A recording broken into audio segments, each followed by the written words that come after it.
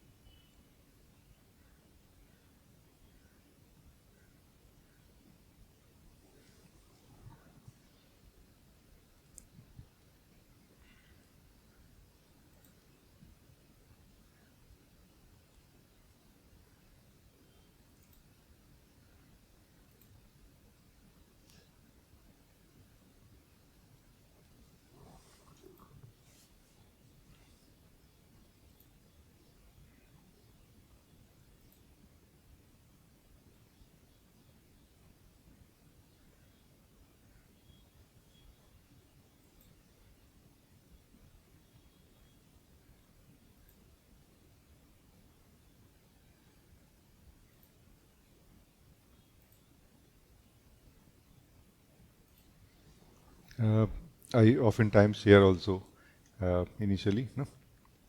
And oftentimes we discuss also. But my feeling always is to help you precisely in your state, your situation, your mind state, and your goal, no? Your speed also. And for that we discuss. So right now there is nothing I feel like sharing right now. Anybody feel like talking, you can talk.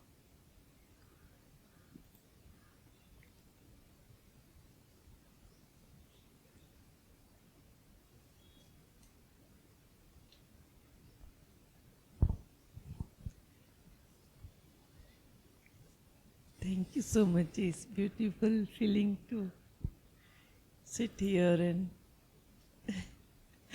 attending satsang very lively. You were saying speed about in this direction. So I don't know, but can you say something about it? So like, is this really some speed to grow in this direction or know myself? Yeah, there is actually. Ji, can you share about it? Okay. I mean, what I can share is that the speed of growing in the spiritual direction or inwardly and speed of waking up basically is the same speed which is the speed of letting go, no? Or which is the speed of seeing clearly through our confusions, no? Seeing through the confusions, no? So it is that same speed, no? Like I always feel that as if I kind of, it is clear to me that over the period that as if we have a sort of a acceptable criteria inside us of satisfaction in the spiritual direction. As soon as that criteria meets, then we become relaxed again. We become less active, less sincere, not sincere, but less proactive in a way, less involved.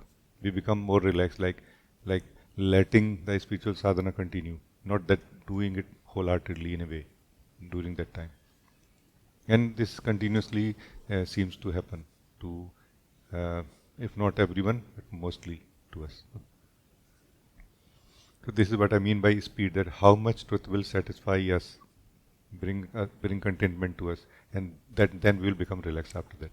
Then we will not make effort so much. And then we, if that truth is not a real truth, that was just an experience, then it will wear off.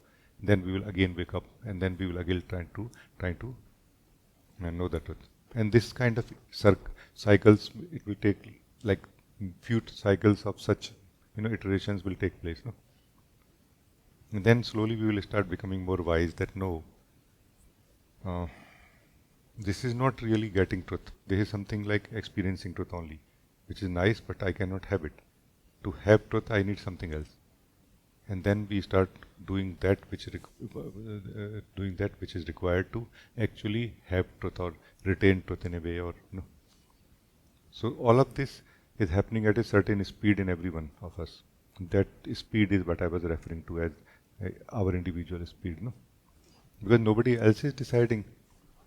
We may think that I'm caught up in the imprisonment inside me and nobody can get me out of it. Not really. No, our rejection and acceptance to how we are right now in the uncomfort, discomfort or discontentment, that is deciding our speed. So there is for sure a speed, and we are deciding it, not anybody else anyway.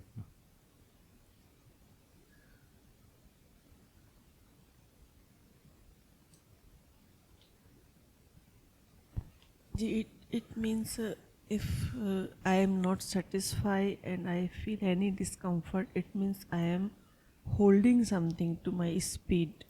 Yeah, I'm not. Yeah, it's not flowing because if I flow, I will not. This uncomfortableness is like a interruption in the flow. Yes, It is like that. it is also true. See, this concept of a flow that you have brought is a very valuable thing. There is a flow that is happening in life, no? And there is a flow that is coming from inside ourselves also, or want to come from inside our being to the heart and to the body, mind, and life. No? And that flow of this internal flow from inside to out is not as much as it need to be. As if our heart and our mind is stopping it, because we have certain understanding of comfort, and we are holding on to that comfort and not letting go of that comfort. Meaning, too much flow may look like threatening, like fear. We may feel fear, or also, and many things like this.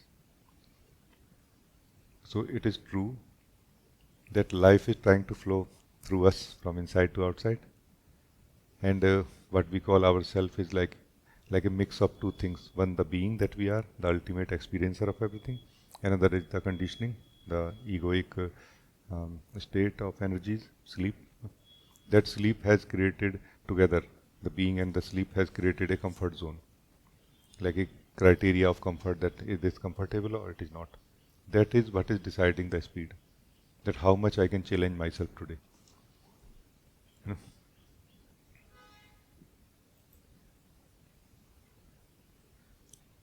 So basically, freedom from unhappiness or suffering is limited to our comfort zone. The more comfort we want, the less freedom we get. The less freedom we get, the more freedom, the less freedom we get from suffering. Freedom basically is freedom from suffering. No? You see. So in this way, yes, it is. So in this way, we are limiting in a way. And as we will see more clearly, understand it more deeply, and then we will compare that what do I want really, comfort or freedom. Comfort is that setup in which we have been living, the soul has been living in this life, which is a perfect thing, by the way, nothing wrong in that. But as if it is not giving more giving anything anymore, anything new anymore, and we are not happy with it now. No. Like this land is not fertile anymore. It is not growing anything anymore. It is all just old. No. Like life is not here so much now. Then something has to be done.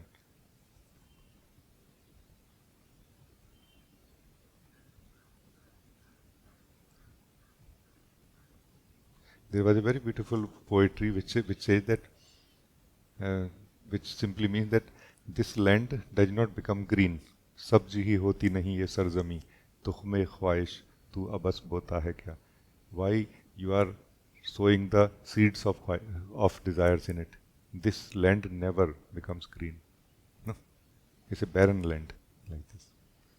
But this barren land was not barren always. It had also a time where it was green, no? Where it was giving something to life, when our time was to live as a person in a certain way. No? When that time is over, now it is a barren land. It does not grow anything. No? So it's about timing also, I feel. No? If our comfort is not uh, if our comfort is not giving us joy, like a real joy, it is only giving us relax or security from fear of losing that comfort, then this comfort is an imprisonment. Like somebody, like 1 minute, 2 minute videos on YouTube sometime can say so much more. Some simple being about career, they were talking about career, about comfort zone. That comfort zone, although seemingly gives us a stable ground, but it is an imprisonment.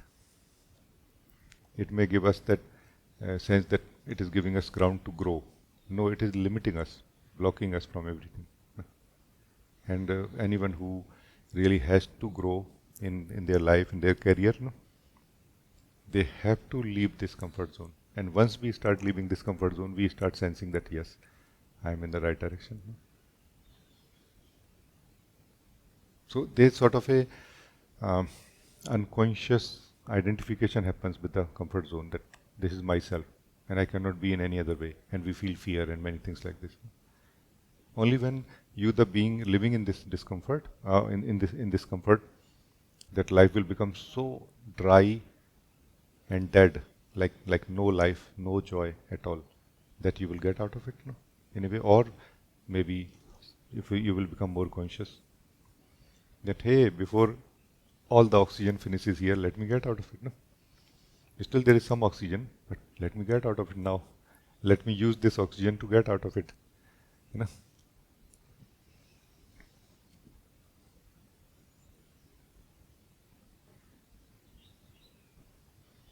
There was somebody who, very funny things people say, but so valuable. No?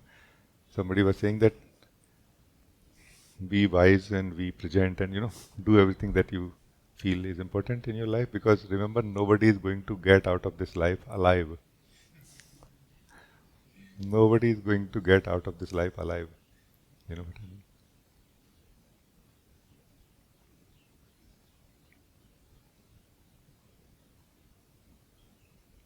mean? This is what you were talking, or no? Just checking. Yes, Ji, I was talking about this, and Ji, I notice also when I feel I am comfortable and start like very unconscious and laziness, and now I start feeling that uneasiness with discomfort, because discomfort not giving me anything. Then I like, no, this is not really that joy of being with living with myself. So that is a right, like a checkpoint also for me. If I am comfortable that level of unconsciousness, because it's a long-lived habit of mind. The mind is always like a want comfort, but that comfort is a very dangerous. I noticed this. Can I say that there is a middle ground somewhere between these two? What you were talking in Goa also, no? That sweet stress, like not comfort, not discomfort, but sweet stress. Sweet stress is not discomfort, but it is what many times Anna has said also, soldier at ease. What we call, I mentioned few times also, we in Zen it is called like a cat position, cat state. Totally relaxed, but ready to move anytime, not like dead or conditioned or caught up. Relaxed, but not caught up in relax, you know.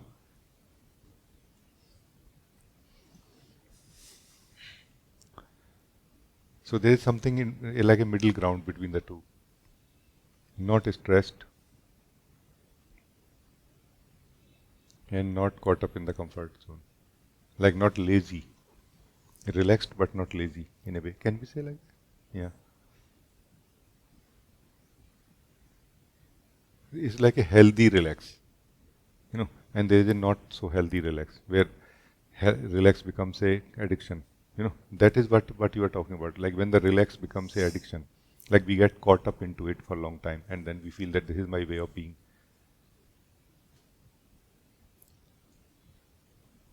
Like we identify ourselves with that state.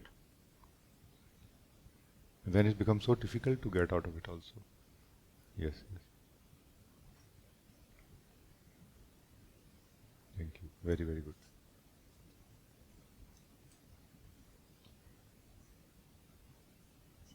Sweet stress is really very, very helping in this direction.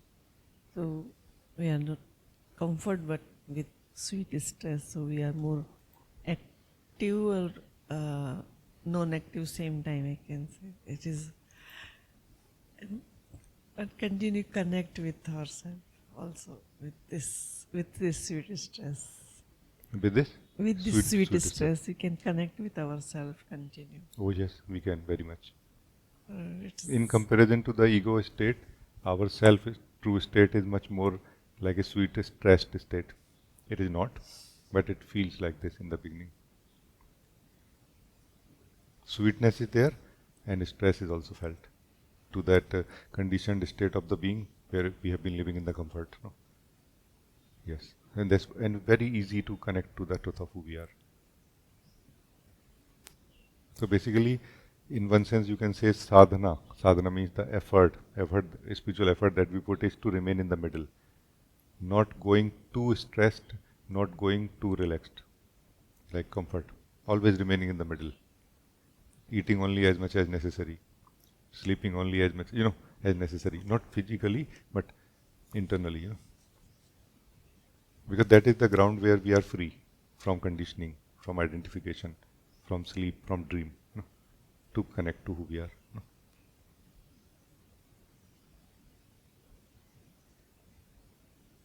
That's why I always feel that sadhana and satsang is a very powerful combination. Sadhana helps us in remaining in the middle, like in this sweet stress. And satsang immediately offers us that, hey, let's connect to the truth right now, let's live the truth right now. No? And immediately we are able to, like that which we are trying to attain or able to attain up to some degree in sadhana, we are able to very quickly attain that same thing much more in satsang, because we are ready for that correct position.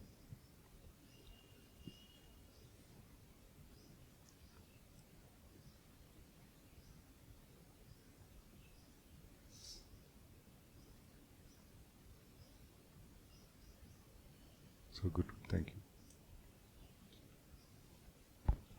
Thank you so much. It is really helped me a lot, and it's continue helping me also this direction. Thank you. Thank you so much.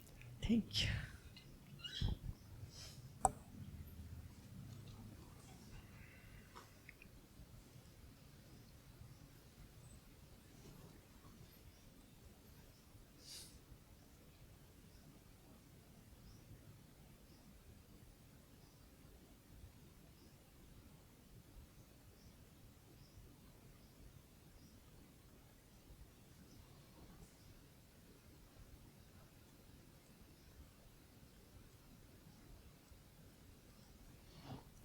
Mila, you want to say something?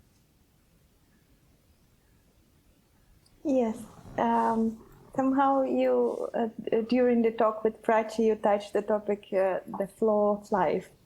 And I feel that I'm so hungry of this topic. I know you talk about it so many times, but can we talk about it more? Because I would love to live with the flow of life and only with the flow of life, nothing more. Can you share?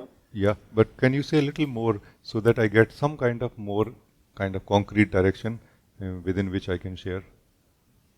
Yes, yes. So I will start from the beginning, the flow of life, like my understanding of this flow of life. As per my limited understanding, I would say that there is everything which is flowing, and there is me, like individual self or personal. I would say personal self. And as a person, I have ego, I have desires, I have decisions, I have mind, and sometimes I do what mind is trying to sell me. or sometimes I can not listen to this mind, see that it's trying to sell me something and I'm not this. And then I'm just relaxing and I'm more and more in this zero position where I feel I can flow with the flow of life. This is my understanding of it. But you don't find yourself between the two, like there's a there's a ego state, you said, person state where desires and things like this are there, and then there is a zero state where I flow with the life. Don't you find yourself between the two states also sometimes, like individual, not so personal, not so much caught up through the desires, and more flowing with life, but still not maybe fully flowing? Yes, G, this position which I live now for some times, like for some month or something like this, this is more and more my usual position of the daily life activities, that I'm more and more present here. I can see how everything is working, and also I can sense myself very much, and that gives me opportunity to flow more with the flow of life. That I would say yes. Understood. So here is what I feel like sharing, like something may become more clear, like the same thing may become more clear as I will share as we will live together now.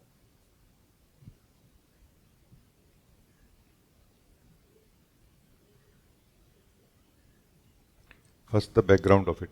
The background is that, as you said correctly, life is flowing.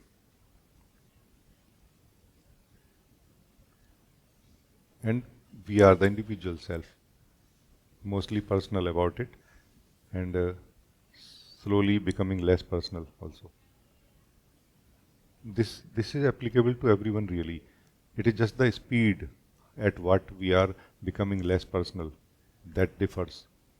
In the spiritual beings, spiritual practitioners, all of us, that speed is much more, like we are much faster, very quickly we are becoming free from being personal about life, but still remaining individual, no?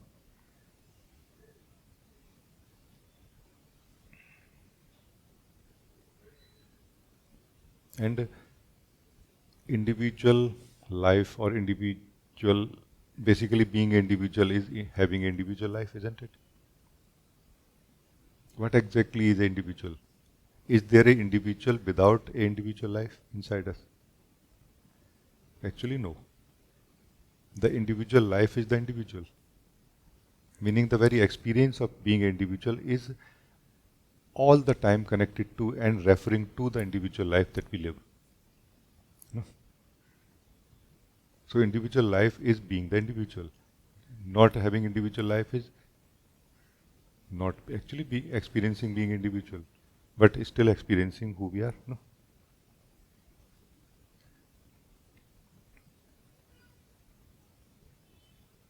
So when we are experiencing who we are, that time actually we are one with the being of life.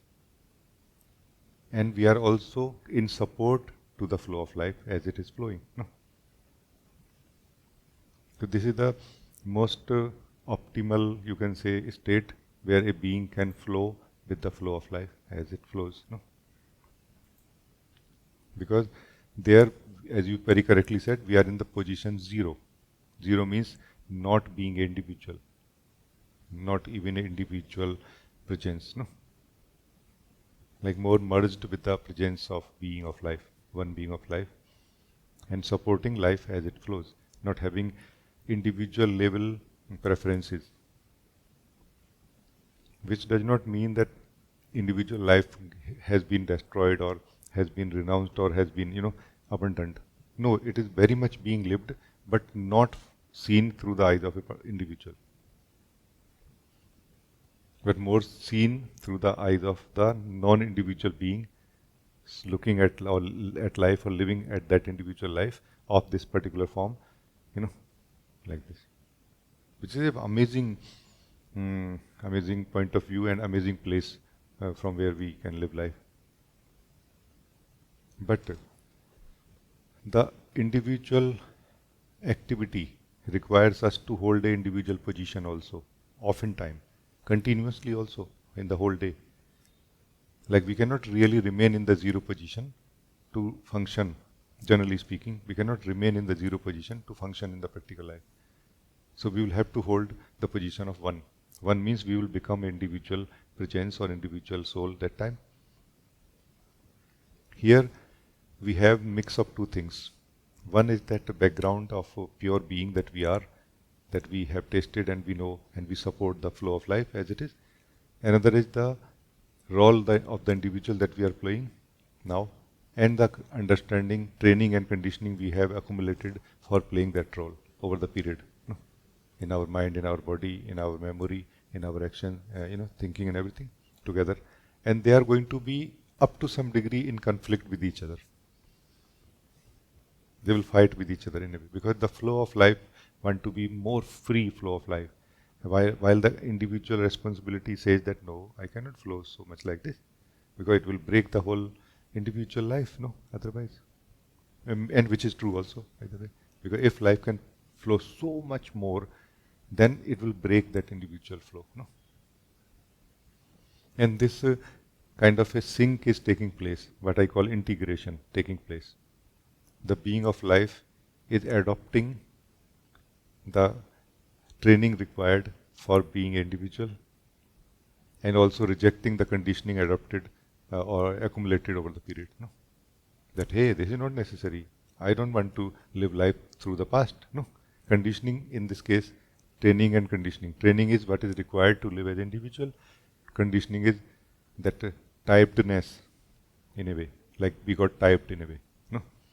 The being of life simply does not like being typed. It like to live fresh, everything, 100% fresh always. No? That I want to live fresh life. I have nothing to do with how I used to feel about yesterday. But the body is not going to accept this, for example. Like, I feel like eating whatever I want to. But body is not going to accept it. Body will feel disturbed, for example. Isn't it? Body needs a certain pattern, no? Of right food, right rest, right exercise, for example. So all these things are kind of coming together in one as one reality, slowly. In you also, I feel, no?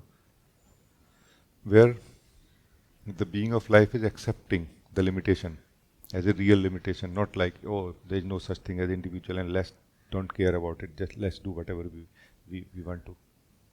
And also, the being of life is not sleeping in being individual anymore, remaining as the being of life also, the zero also, more and more. And this is that magic mix state, magical mix state of being, where it remains individual and yet does not.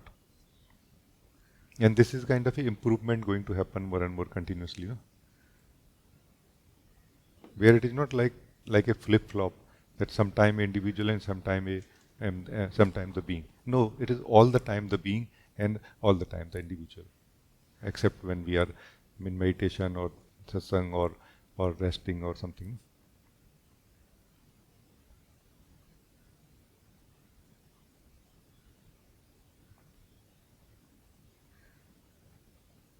Like slowly, we will somehow understand that I am, what I am, like this Mila, as you are saying Mila, no? You will at some point you will start realizing that Mila is my function, is my activity, is not who I am. Whole of it together, and yet it is my activity. If I don't move, it doesn't move. Meaning it can move within itself only and can survive for some time. And very soon it will die if I don't move in it. Like in ancient wisdom, it is said that our body mind is like a gloves.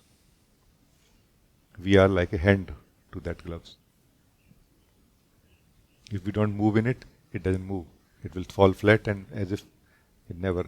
But it may give an impression or a misunderstanding to some that, hey, this gloves is real. Gloves is not. The one who is living in the gloves is real. That is life, no? We all are life. We all are that being of life, no? And we just have to recognize it and live happily in the gloves and beyond the gloves, no? Do you see what I'm saying? So this is like this is how I'm looking at it right now. That if you want to be with the flow of life, you have to have that right mix, meaning sustainably. Just for one moment, anybody can do anything, but if we continuously want to be in the flow of life, with the flow of life, as much like the maximum, we want to attain that sync with the flow of life, or allowing that flow of life, then we have to accept the individual, like as fully as possible, like fully accepting the flow of life, the truth that life has a flow of its own, and accepting that within that there is an individual also, as that I live. No?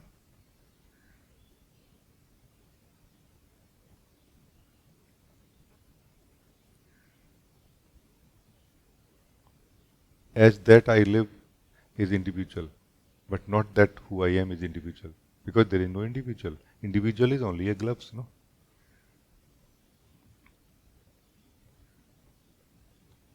But being who we have never meet ourselves in a way that we think that in being the individual is the being that I am. No, being the individual is the activity, is your function. No? If you don't do anything, you will not remain an individual. No? This is the power of meditation also, that we discover that when I'm not doing anything, I'm not anyone also. I am, but not anyone particularly. I am, but not anything particularly. And we get a glimpse of it sometime through meditation. No?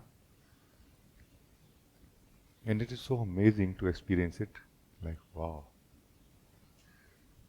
That's my truth. You know, we realize, hey, that's my truth. That is Milad zero. That is the zero that I talk about.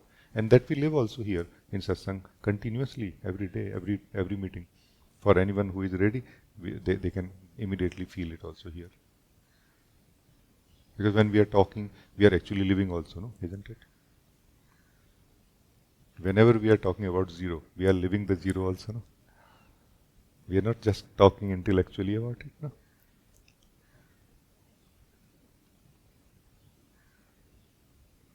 That's why the word zero for us is very divine, no? Very sacred, very important, pointing to something most fundamental. It's pointing to who we are, basically, ultimately, beyond everything. No? So, thank you. Please say anything.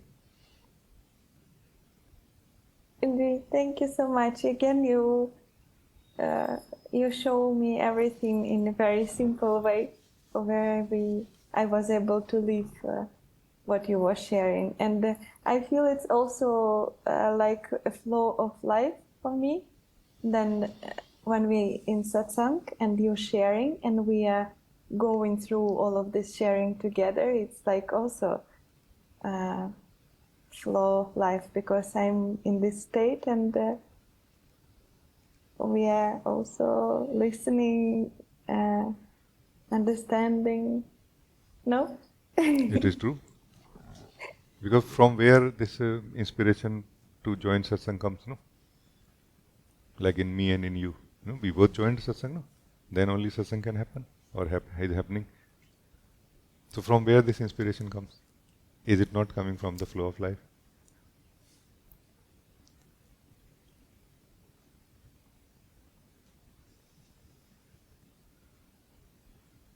It is, for sure. Thank you so much for this opportunity to flow with this life together. And yeah, to be able to ask a question to you and to get answer, and to live through this answer with you. Thank you so much. Oh, thank you. It's equally exciting for me, joyful for me also. That me and you both are being of life, and we are talking about being of life, and we are living this truth also together. No? We are not intellectually talking about it, we are actually living it. And it is same for every one of us, me and you both, all of us, no? Together. It's just that how much you are present today, that much you can live. No? It doesn't require so much magic techniques in satsang. No, it doesn't require so much magic technique. Being present in satsang is that magic technique. No? that we can get that much today.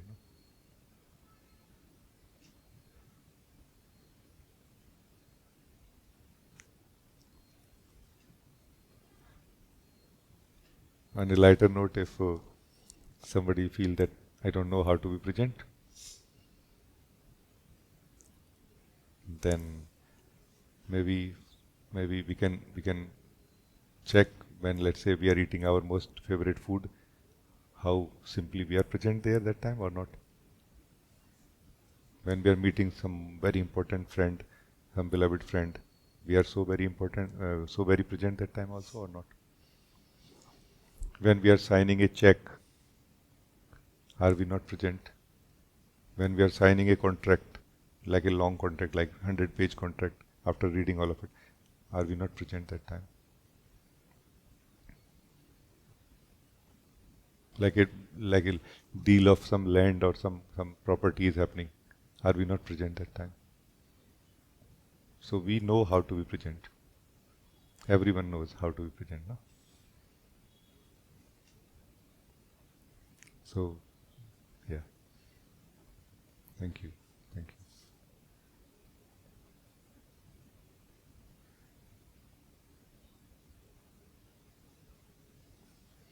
you. Hello, Deepaji.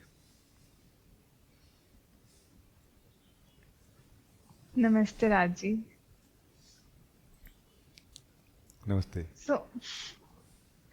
Uh, so what I have understood being childlike is not changing who you were or who that untraumatic, carefree child was when nothing happened in life, when no experience could actually touch you, even when the experience was still happening in front of you. And if you see life as it is, it's the perception that gives meaning to it. Else, it's so free and it's like your choice. You can be, in that moment and be, worried about anything and everything around you, or you can just remain calm, just watch and let it happen. Is it the right thing? Is it the right understanding? I will share my version. That uh, will clarify, something if not in sync. It is true that like a child, we are like this, no? But now we are not like a child. So is it possible to go back? Uh, it is not possible to go back there because that there is not there anymore. Things don't stay in time. They stay only in the memory of life. Things remain in time in this moment. This moment is called time. There is no other time. This moment is the only time. Everything else is the memory of life about what happened in the past, no? Or speculation and imagination about what may or will happen. No? Guesswork also could be very accurate, but still it is the imagination only. No?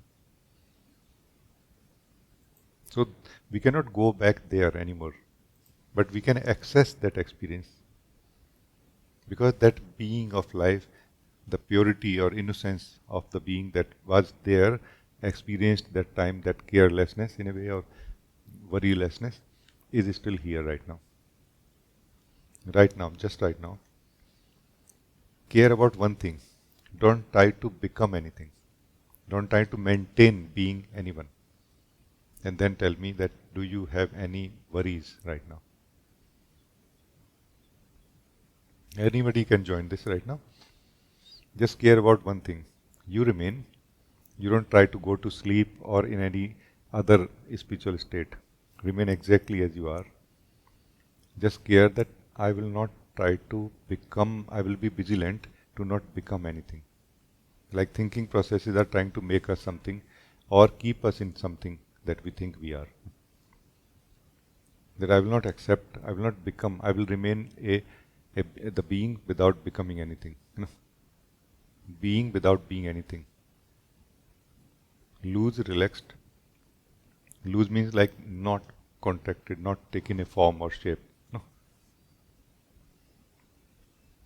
Then tell me that do you have any worries? Are you not experiencing that childlike freedom, innocence, purity?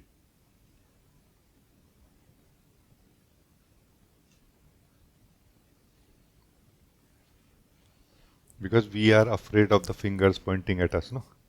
Those fingers are only pointing at what we have become or what we are maintaining, no? As the individual identity, no? Which we have accepted to be ourselves.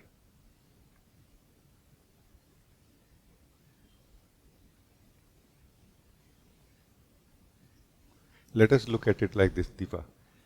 Let us define it like this. Self, identity, and driver's license, okay? Three things.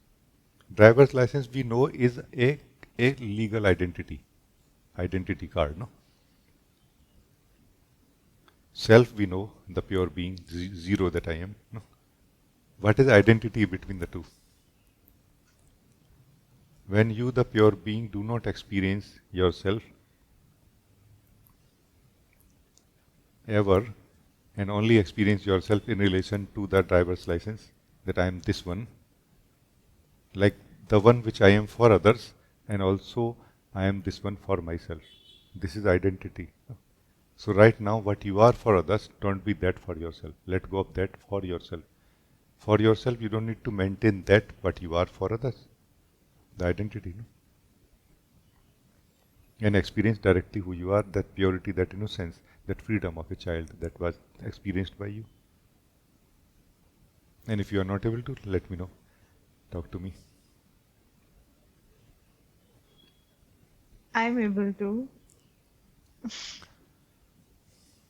I feel there's no point in getting caught up in head. You just miss the flow.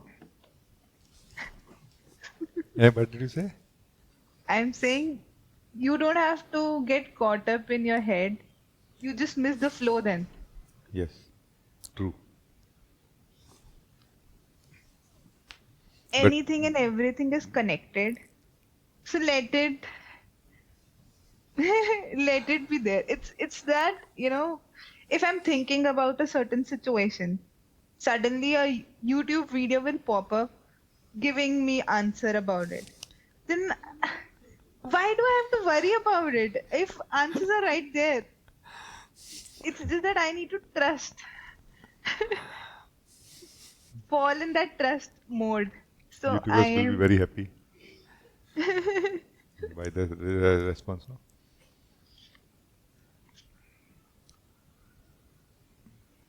Let us look deeply, because my question is that are you able to live like this continuously? This is my question first. Well, there's a lot of improvement. But you are not able to live all the time. No? Not fully, not fully. So my All question is why you are not able to live all the time? What is that which is holding back? What is that which is not letting you live like this? Can we clarify this? Because this is the key which will make us free, no? Free into the flow. No? acceptance of everything around me. Acceptance is a more, I would say, I don't see the acceptance as an activity or an act, but more like natural state of being. No? The child was happily living with everything the way it was, because it did not expect anything to be other than how it was. So question is that why we are not accepting, why we are rejecting? This is my question. Like we should look into it. Why we are rejecting the reality?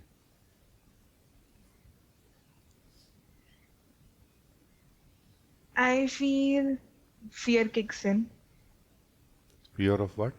unknown, Fear of unknown. and Fear of unknown. Fear of unknown from where come? Why child did not have the fear of unknown? because there was no pressure of living life. No, because there There, was no background of knowledge. okay. Like the child had no reference at all about anything. Everything was as it was, as it is.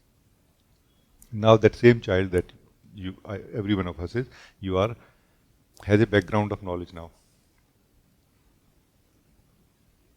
So is it not the knowledge that we have right now about life, which is not true knowledge, is bringing, bringing out, or triggering in a way, creating that fear of meeting that same reality with which we were one and happy and had no fear before. So this knowledge is what is false knowledge. False knowledge of life not letting us real life. Is it not true? Yes. How to get out of it? See it clearly as it is. This is the way. Awareness is the way. Awareness is the way. Awareness should be understood well also. Seeing, just being aware one time is not really that awareness which can make us free forever. No, some other depth or stillness of that awareness is required. The same awareness, but more still, relaxed, sober awareness.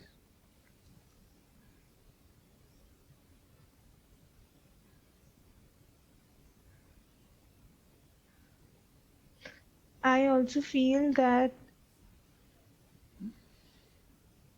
okay, I am trying to improve on this part, but earlier me used to set expectations of me being a good person, then the other person should also be the good person. But why do I have to give that pressure on that person to be the same as me? So I am now letting go of it and accepting whosoever they are, whatever they are doing, it's their understanding. I shouldn't be intervening in their karma and creating my karma out of it, rather than just focusing on myself and remaining happy. Whatever anybody has to do, let them do. I will focus on me, my things, and I will not the outer bitter. I'll not let the outer bitterness change me. The child like me, who was very free, who used to make others happy. I still want to be that person. I don't want to change that person, that personality which was there since childhood, because that makes me happy. And the expectation is what has been making me hurtful, nothing else. Correct. So, yeah, so I have started slowly letting go of it and trying to say where it goes. If you want, we can look deeply into this also. Like, why exactly we do expect others to be in a certain way to fit in our life. No, we can look into it if you want, because it's a very important topic. Sure, sure, sure. So this is my Uh, point of view. Please say anything. what I feel like is that as a child, I thought that maybe pleasing people would make others more happy. Hence, I became a people pleaser in a way. And then put my expectations along with it. And then, you know, uh, conceived in my own suffering that I am expecting out of it, that the other person also should behave in a certain way.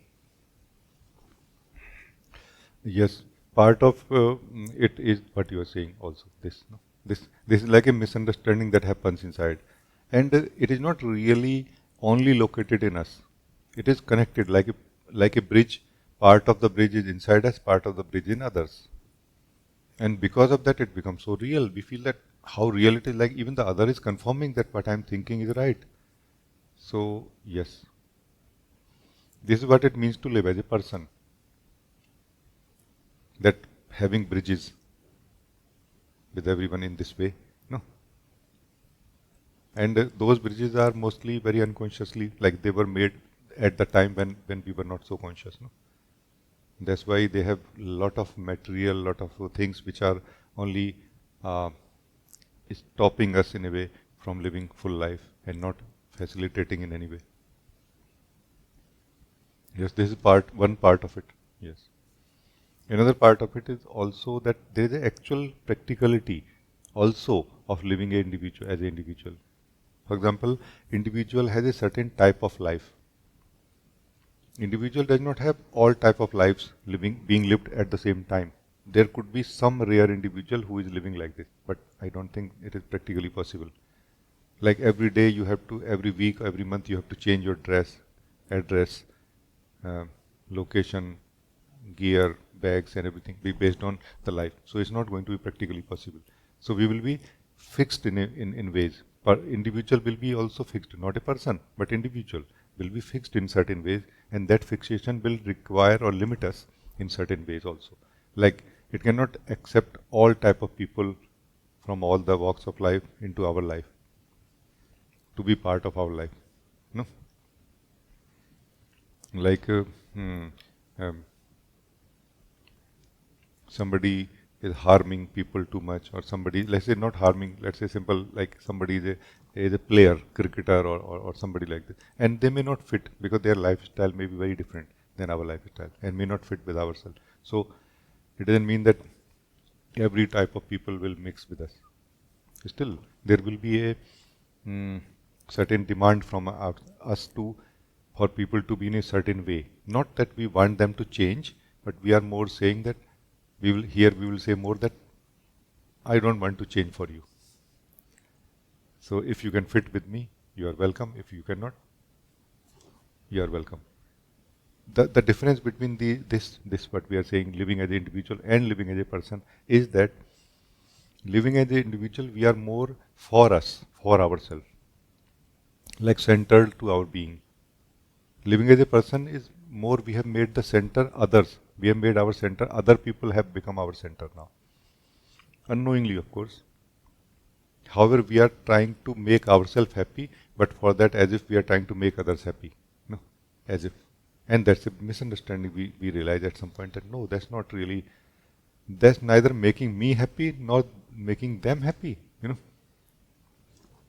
Like in the person state, we are living lot of imaginary stuff where no one is benefited, and a lot of life and time and energy is wasted. No, and it can be cleaned and made better. No, where we actually see, hey, you want this? Like, like let's say there was a last piece of this chocolate brownie, no, on the table. Me and you, Deepa, we were there, and you were thinking, Rajee, I think he needs it. I think he's going to eat it. And I was thinking that, oh, I think Deepa is, she is younger. I think she should eat it. She will eat it. And none of us ate. And then some third person comes, eats it, and walks away. Me with our NP, hey, hey, this is our. Both of us will say, hey, this is our pie. This is our, chocolate brownie or apple pie. Chalo. You see what I mean? Misunderstanding, communication gaps, all over the place, all over the earth. It is like this, everywhere in the whole society. As if there is no sync, nobody is having any dialogue. As if जुबां मिली है मगर हम जुबां नहीं मिलता. We have got the voice, the capacity to talk, but we don't find anyone who can understand what we are saying. Communication is not happening. So the person state for sure is not the right state really, but the individual state is, but also it has its own practicality. Let us understand it. No, not that okay now whole life anybody can come walk in. Not really.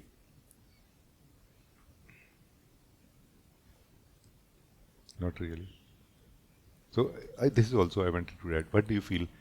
Anything you would like to add? Yes, setting healthy boundaries Yes. is very important. Yes. So Yes. it's like there's a saying that not every opportunity that comes your way is meant for you, Yes. right? Yes. Meaning every opportunity that comes on your way is meant for you, but not the way we think mostly.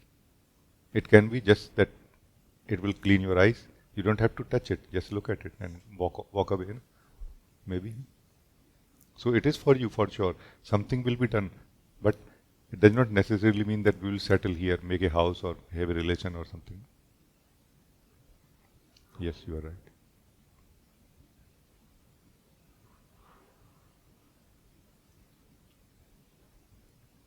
Trying.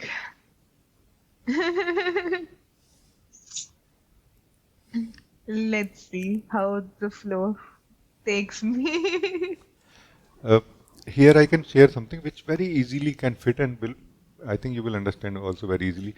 Life is not really happening from outside to inside. It has never happened. This is a one way. Here there is a one way. Nothing can go in the being.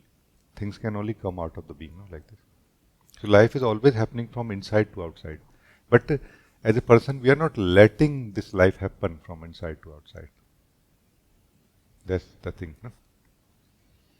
As we will connect to the being, the truth of our being, who we are, beyond person, beyond individual also actually, like the zero, we connect to that wisdom which is present in every being, which is the wisdom of non-dual being for living a dualistic life. No? Do you see what I'm saying? So it is the non-dual one being living as me and you separate from each other. In me also there is going to be a wisdom for it. In you also there will be a wisdom for it. Like part of the wisdom will be in me at the individual level, part of the wisdom will be in you at the individual level. And then we will be able to live happily. No? So it is that blueprint, it is that wisdom present in every one of us. Very easily we can understand. But we are mostly not living from it, that's why we are confused. And from here you will know that, hey, this is for me or not.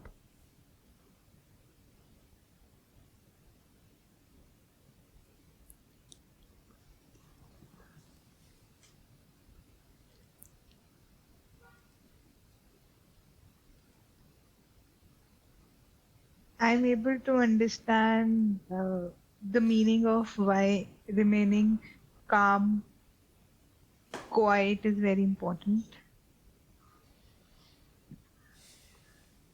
Yeah. And not intervening until you have to say something which could be of more value.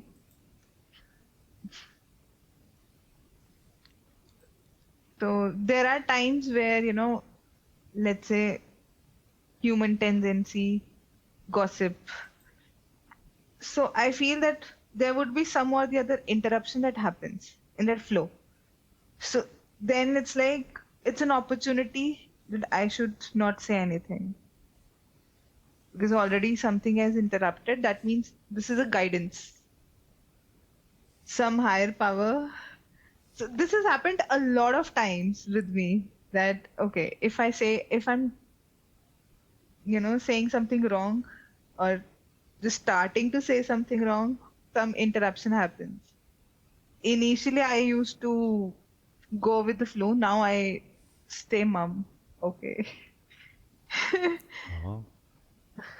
So this is nice, no? Like a, like inner wisdom is growing inside, no? Yes, yes. I understand this.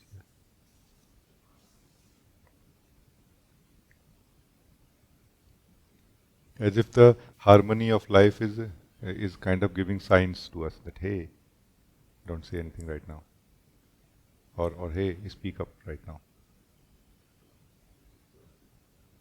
This is what is intuition, by the way, Deepa. No, this is what is intuition. What is intuition? It's a sign given by the collective, the central harmony or wisdom of life, no, to the individual level.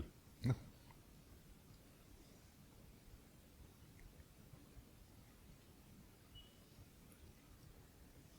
It's like a cue given to you, like you are on the stage and playing the role, and you forgot your dialogue. No, there's a cue given, or like a clue given, like a board. You have to speak this, speak. Then you speak. Oh, like this, no? Like from behind the curtain, no, from behind the curtain, from behind the veil of between the dualistic and non-dual. No, the the creator is showing you the sign that hey, this is your dialogue right now, or this is your act right now. Like keep quiet, move, walk away, don't do anything, sit down, stand, dance, or anything. No?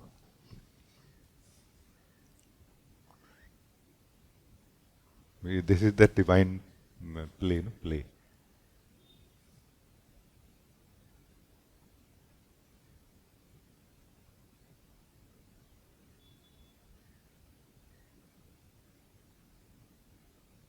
Thank you.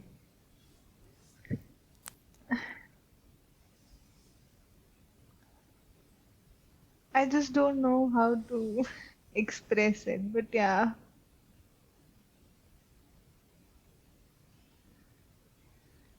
Yeah, it's very, very good that you can understand and connect and living like this. This is amazing.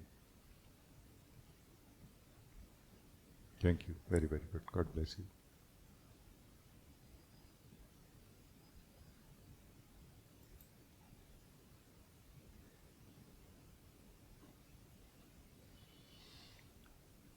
Astha, you want to say something?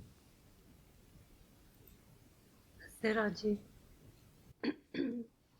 Um, Rajee, when you were talking to Deepa, and she mentions that when you're like a child, you live very relaxed, free.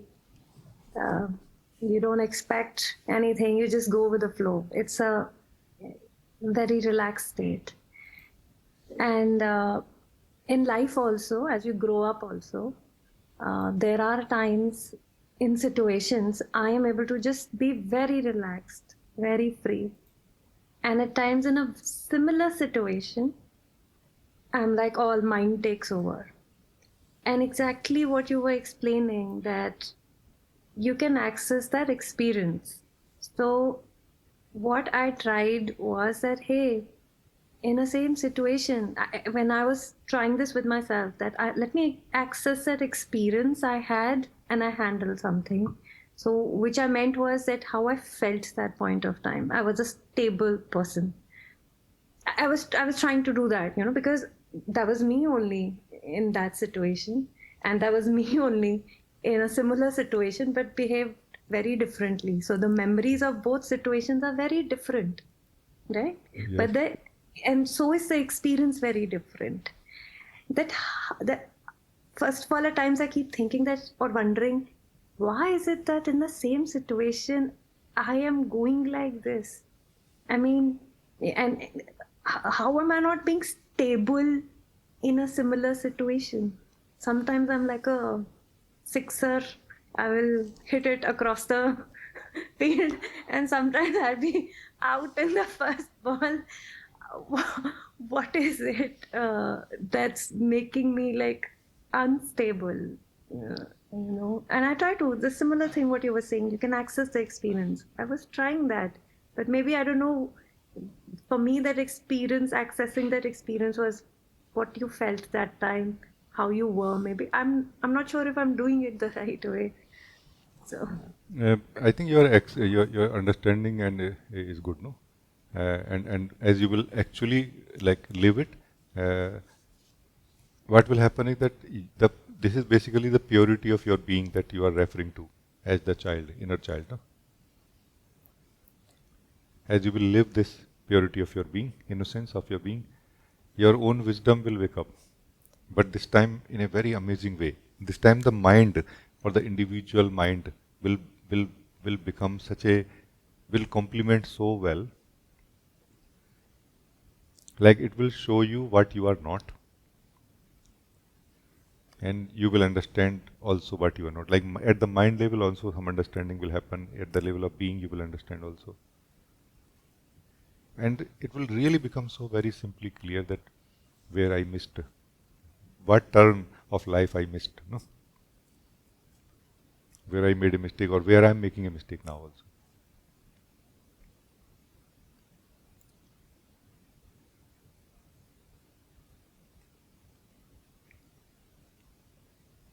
Like as if, as a child, we were never able to go out of ourselves, even if we were running so fast and doing so much and doing so many activities. And now we are kind of as if we are able to go out of ourselves, like we are remaining out of ourselves continuously, as if. And now we are finding a way. Can I go back? Can I just go back there where life was amazingly beautiful and free, no? And we are not able to find a way now. And meditation, dhyan and satsang is that way, I feel.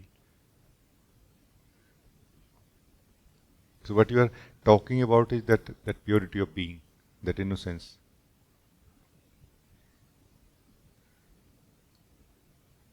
But that cannot be accessed exactly in the same way now. Whatever we have learned, we cannot unlearn it really. That time you had no reference of any other life. You were just one with life. Now you have experienced separation from life. Now this separation from life has to settle in some way. It cannot be abandoned like this, that okay, I give up. Maybe in rare cases, but it has to settle. It has to be resolved. You know what I mean? It has to be resolved in the understanding that what exactly is being individual and who I am when I am being individual. No, this resolution is what is freedom. This is what is nirvana actually for me. Resolution that this is the individual and this is what I am. And I am always free. Being individual requires certain way of being, like getting into the gloves. Getting into the gloves and complaining about it's too hot is like saying as if somebody else has done this to you. Nobody else has done this to you. You are yourself coming into the gloves every day. No? Wake up more, be more conscious and do or do not do anything. There is no place for complaining. No. I don't know but we were talking about it. Like, I think Nishant was saying that complaining about anything in life is like doubting the wisdom of God. No? In a way, it is true, really, that we are getting into that gloves of a person or individual. No? If we are not clear about this, that how we are getting, I am here to help also in that. I can help in this direction. Meditation is the getting out of the gloves. Meditation means just sitting and not doing anything, means getting out of the gloves. Gloves of being individual into the purity of our own being. But thoughts are there. No, they are not there. You are interested in them. Let go of your interest in them right now. But feelings are there. They are not letting me go. No feelings are holding us from their side. We are holding them. This is an ancient example that somebody was in the middle of night or something like this, in the morning, in the night cold. In the night there is a cold, and somebody was given a blanket, and in the morning he shouting, oh my God, anybody help me free, help me, no, make me free. And so the guys came together. What happened? This blanket is holding me. It's not letting me go. And however he was holding the blanket from inside, he was just having a dream actually. No? And then they woke him up, like poured some water or something. Oh, okay, sorry. No, I forgot. Meaning I did not realize that I am holding the blanket. This is an ancient example, but it is actually in the direction of a spiritual. We are holding the blanket, not the blanket is holding us. No? We are holding the body, mind, thoughts, feelings and everything. Not any of it is holding us. No? And this realization has to happen inside us. Until then we will just keep shouting in this dream. No? Somebody make me free, somebody do this, somebody do that. No? We will just keep saying that. No? Sit quietly in the meditation. Get out of this hole of the gloves. Realize who you are. Feel your truth. Live that innocence and purity of being. And your innocence, your not only will wake up, but your wisdom will also wake up. That how I get into the gloves. No? Like this. So this is what I wanted to add here. Thank you. Please say anything else. Thank you, Rajee. Think what you're saying, that holding the blanket is also very limiting as a person, limiting you because you're just holding it. And like you always say, the only way to do is what he said is all within. The outward expression is also all coming from within. Yes. Thank you. One thing I want to add here is that just thinking in the mind, remaining in the same state of being, and thinking that I should let go of the blanket, this is not useful. Our state of being should change up to some degree. Like we should taste the purity of our being first, because without that we don't really have, neither we have courage, or nor we have wisdom, nor we have the reason why I should let go. No? So that's why awareness, self-awareness has to happen. Up to some degree, self-awareness has to happen. Like this question, who I am, is actually a very simple way to bring self-awareness, little more than we have at any point, at that point of time, at right now. But normally we do it in the mind, from which we are trying to be free, and for which we are seeking for self-awareness. No? And that's where the purpose is defeated. That's why self-inquiry has to be very clearly understood, very precisely understood. No? I have actually extensively done self-inquiry myself, plus with others also later, no? With the participants. Like somebody is saying, who I am, I don't know who I am. Like as if the questioner is saying that I don't care so much who I am really. It's just that you said that it is going to help me become free, so I'm doing it. No, it has to be understood deeply what exactly it is, what it is going to give us and what it will not. No? All that clarity and a alive practice of it can bring so much self-awareness, and that in turn will give you that wisdom that how to let go or what to let go.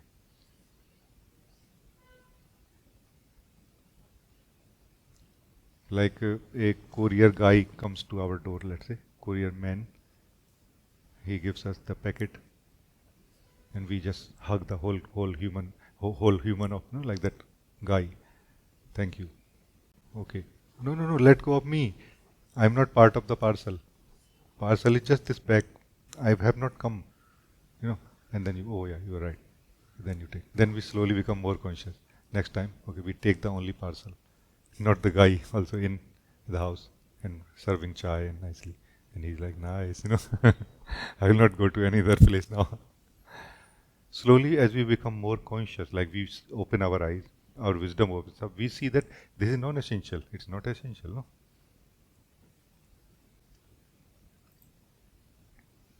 Like to enjoy a cup of tea, we don't need to have a love affair with the cup, no? For example, we don't need to write the songs of the beauty of the cup and like this. You know what happens? This is clarity that happens naturally.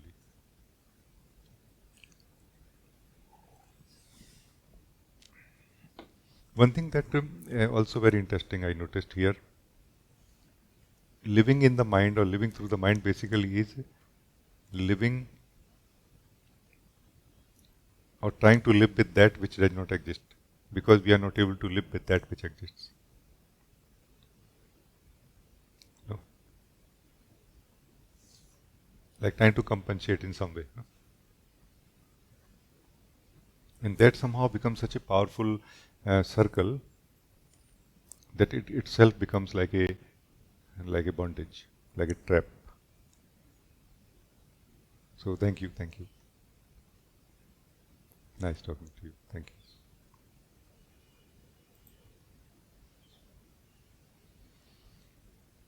you. Anna, you want to talk?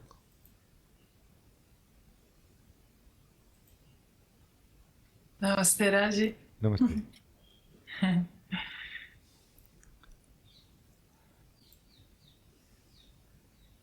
So, first a little report of how I'm doing. Okay. So much has just been taken away and fell off or has been released, together with the sickness, of course, but also just by consciously detaching and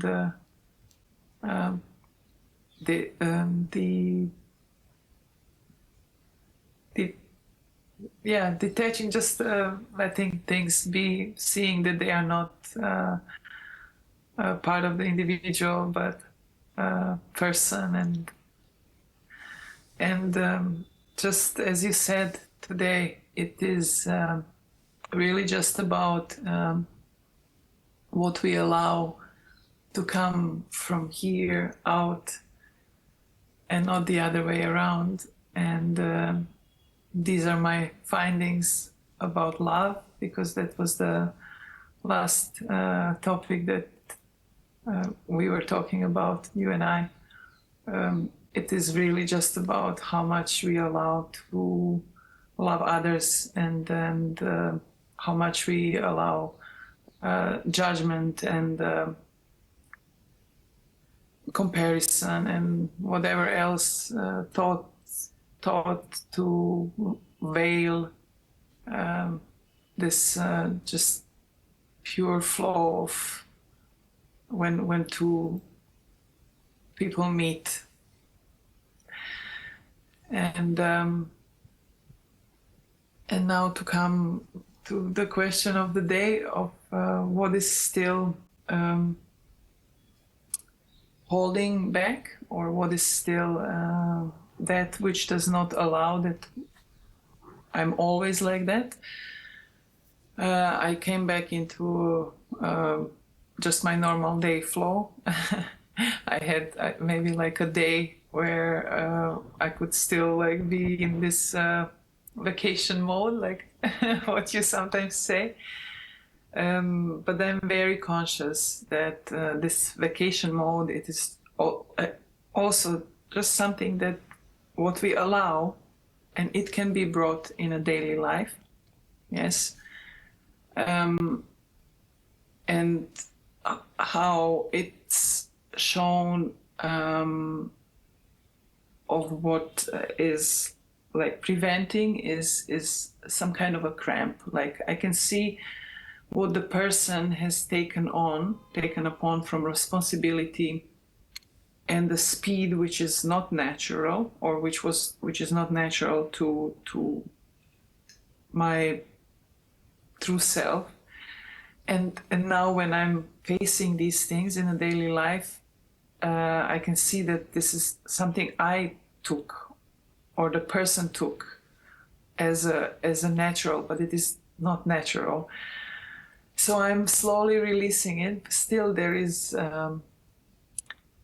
more cramp than when I was on vacation, and maybe you can say something about that.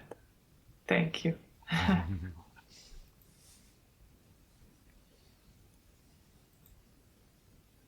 Very nice, nice report. No? This is a very good concept. Good word that you have used. The cramps. What I call frozenness. No, there is a frozenness of energy inside us, or we know it as energetic knots. Energetic knots are there inside us, all over the place, all the coast, everywhere. In the flow, life the pure being that you are want to flow through it, and not able to. Getting caught up, being diverted, like you want to go here and you are going there, and you want to feel like this and feeling like that. All of that is there. As the being is waking up more, you are noticing it more clearly that this is not what I really wanted to do, this is not what I wanted to feel or think.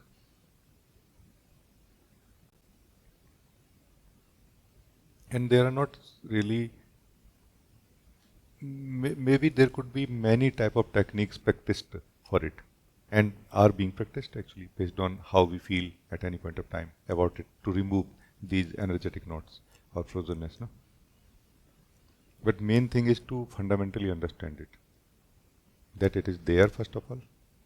Mostly we are denying, continuously we are denying, like we feel that, yeah, I think just a little bit frozenness is there in me. and very quickly it will be removed, and then I will live happily ever after, very flowing with the life, body, mind, everything flowing exactly as I want to flow as the being. And over the period, what I found was that every kosh inside us has a different speed of adopting the change also. Like physical body being the most slow. Every kosh also, every body also inside us has a different speed of adopting. It's not same like, okay, I am the self and I know, and I'm sure that you know clearly that, okay, I am the self, I am the being, and I want to live as the being. But these bodies are not adopting it, as if they are taking time. But it does not mean that you should stop abandon the inspiration to live as yourself. But accept the fact that it is so. Let us get out of the ideas about these things. No? The self has a knowledge, direct knowledge of these things, and self has ideas about these things also, which it has adopted over the period of spiritual journey, no? During the spiritual journey also. No?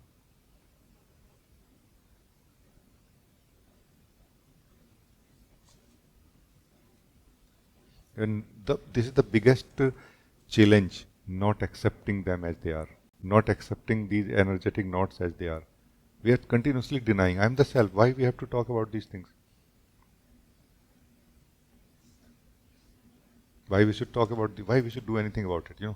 We are continuously feeling like this. And this is where somehow, or there are another category also in the spiritual context where we are mostly overly caught up in these things only and not looking at who we are. No, some kind of middle way is required here where we have sufficient focus on who we are and living the truth of who we are while open in a way, open mind, like we have an open mind towards these things.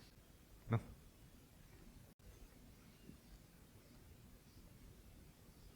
There is a mind of the being which is the most deeper mind of the being, which when changes or opens up, energies start breathing again, like naturally as they wanted to. And they will by themselves start coming to their natural state so much faster than they can. But because of the misunderstanding we have about everything that is inside us, as if they are imposing a kind of command to everything that remain frozen, and that command is not letting these things open up, which can open up within the wisdom of harmony of life itself. We don't need to do so much work directly about it. And it will not produce really disturbances at all, because it is happening within that one harmony. But because of these things, for example, no?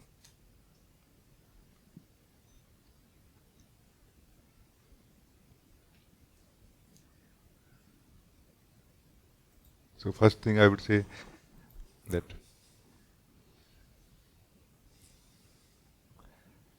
when you don't like anything inside you, are you the being or a person?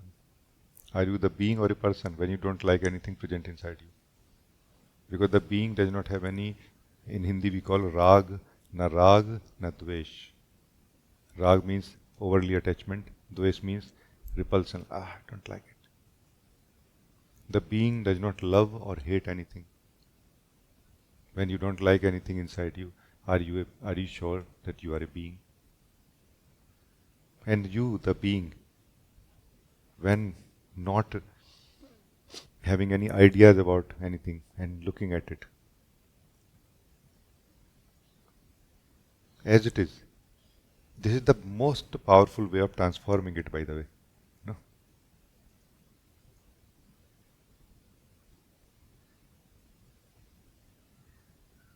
Just it cannot remain same now. It has to meet its destiny now. The seed will start, all these knots collectively or individually are like a seed for some flowering, for a higher possibility. They are right now limiting us, and they can enable us so much more. The same thing, same energies can enable us so much more, which are limiting us right now. Like they are like a stone in our backpack. because we don't know how to open it, because it's like a parachute. No? These are the possible wings, and they are working like a stone. As the being will become free from all conditioning and judgment towards everything inside you, and you live this. This causes transformation. No? The most existential and pure transformation. No side effects at all.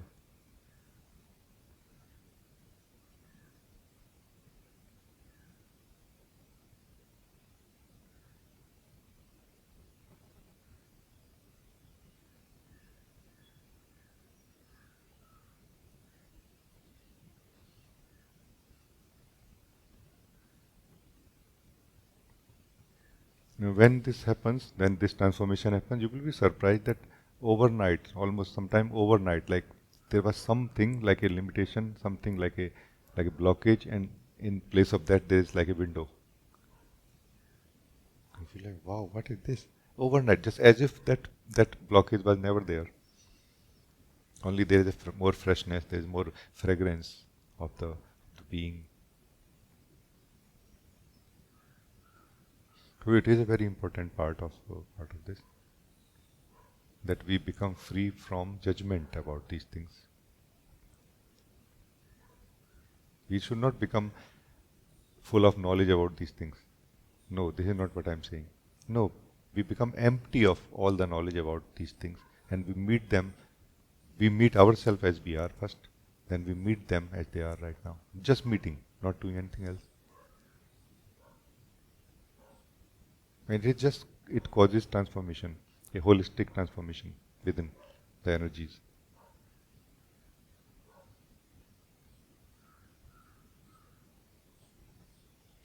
Like the person or personal energies are transformed into individual energies required, or energies required to be individual.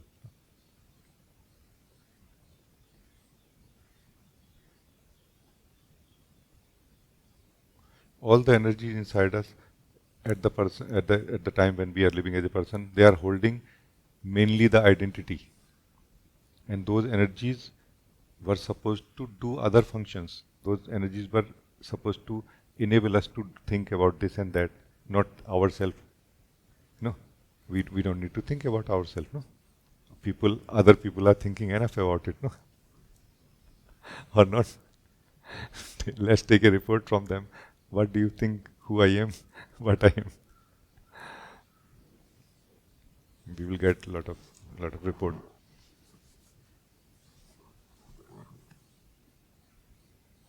What do you feel?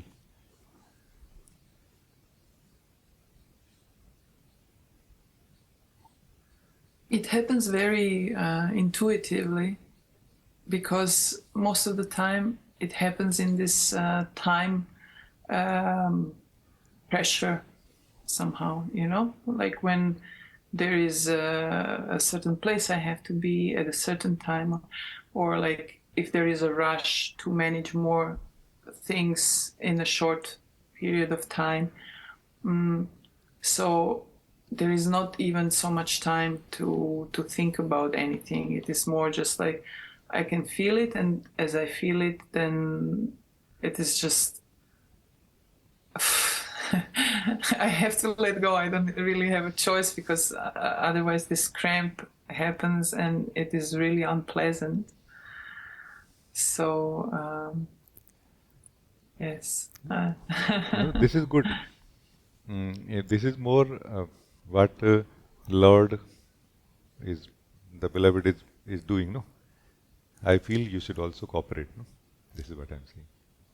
This is life is doing on you, like life is helping you being free by making your life situation very tight and not giving you any chance. No, you should also do something about it.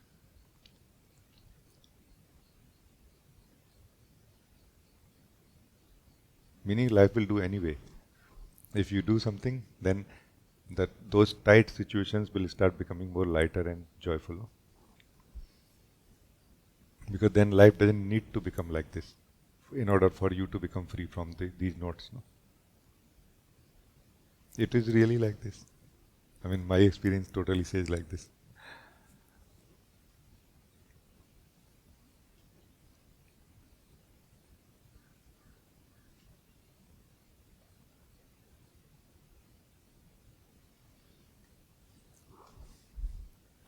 Like you are in the cell, you are in the shell of the ego. From outside, life is trying to break this shell. If from inside you also try to break it, then first of all you will become so busy that you will not notice anything like, oh, it is hurting me or anything. And you will come in sync with the existential doing. No? What is existential flow? It is the doing of the one doer, no? Or not?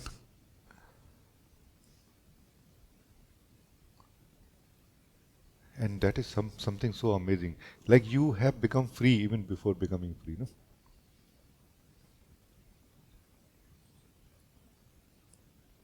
You are out of the cell already, even if in the cell is still, no? So this is what I'm saying. That you also do contribute your part, no? Do your part also.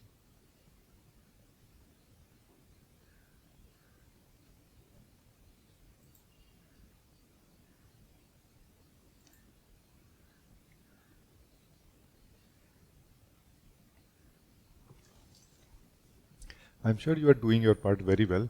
You can do a little better. I think this is what I'm trying to say.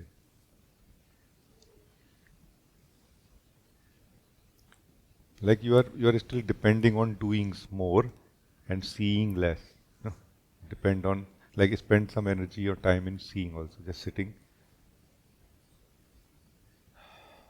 and living or seeing everything present inside, while living as the being, clearly knowing that I am the being. No?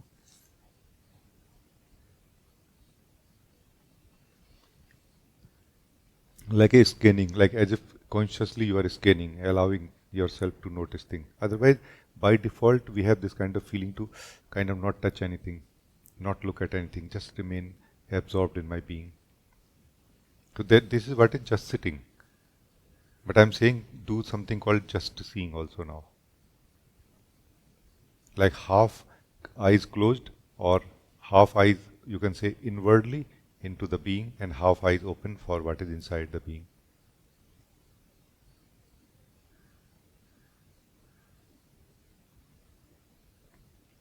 Like a gentle seeing of everything which is present. You are not going to see only thoughts and feelings. You will see your judgments about it also. Your thoughts about your thoughts also, no? Your feelings about your feelings also, no? And that is what you have to be free from. Not the feelings. Feelings are part of life. Thoughts are part of life. Body energies are part of life. No body, no form can exist without them.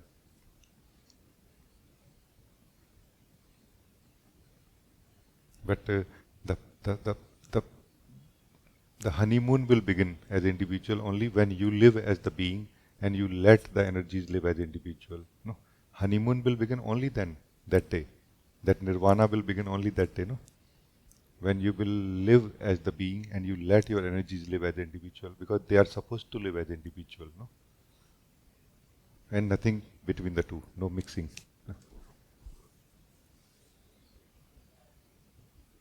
In one way or the other, we are not letting them open up because we have a fear or some kind of fear that it will be overwhelming, something will be overwhelming. And that part is what we have to refine in a way and improve or like this. And this just seeing can enable us, can help us in that.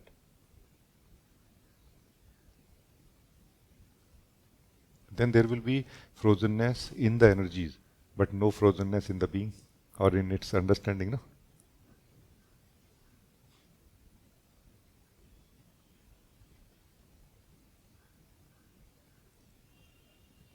Like I have seen much more alive people oftentimes in a more disabled body, physical body. They are so vibrant, no? It's so surprising that normal people like us who have all the limbs, all the body perfectly functioning, we are so dull. Yeah, it's fine. Those who have less parts of the body functioning, they have so much value for it, and they are so much more alive. It means that the soul does not really get limited by the by the by by by the body's condition. In the same way, all the bodies together are what are energies for the being that we are. So how this being that you are should be disabled by frozenness of your energies. But it doesn't mean that the energies are not frozen. We are always choosing either or. No, either my energies are not frozen, all is one, everything is self. Or no, energies are frozen and I am also. No, there is a third option, a middle point, the truth. The middle point basically is truth. That my energies are frozen, but I am not. So I am not frozen is what is the point of awakening, realization. No?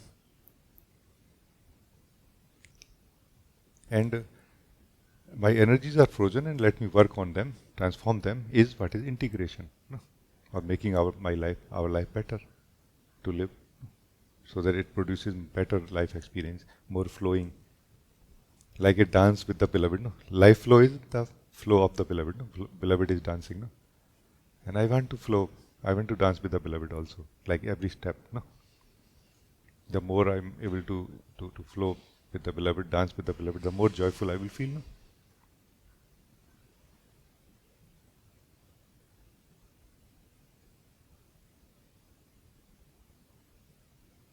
I just felt that certain things may help you. So maybe I said a little more on this topic, but I hope it is fine.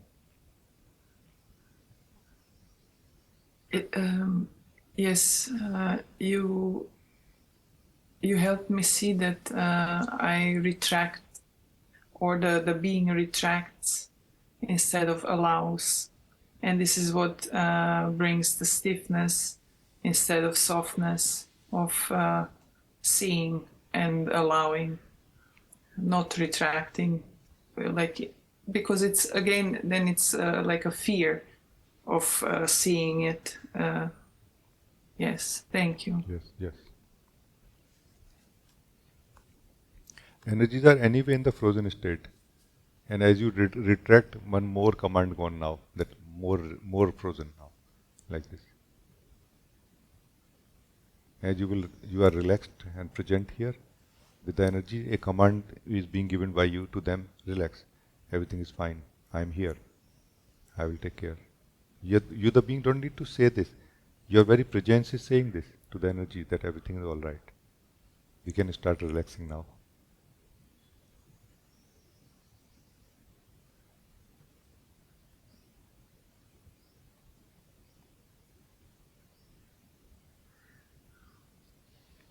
And the person is the journey towards dividing.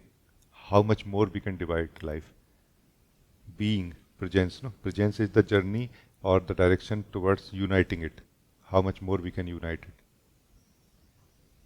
Everything is being united into one reality more and more now inside. Accepted, allowed, not rejected. Accepted means not rejected, not judged.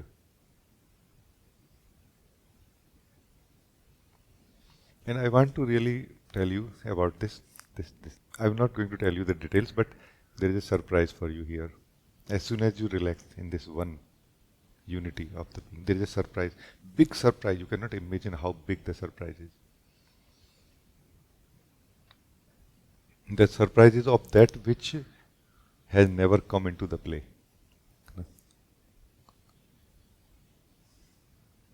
Who has never played any roles, who has never got stained by anything.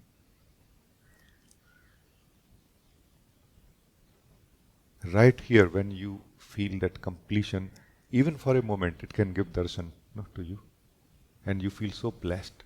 Like it can give darshan to me. I feel so blessed in that moment, one moment, so blessed. and not that moment, afterward also. No? So this is a big surprise for you. It's like a jackpot which you don't earn, but which is given to you in a way, like a blessing by the Lord. No? Anything which becomes, anyone who becomes complete within as an individual, even for a moment, this blessing showers immediately, or we are ready. Uh, we come in the right state to receive the blessing. That blessing is the realization or a glimpse of that which is never strained by anything, changed by anything, never enters in time.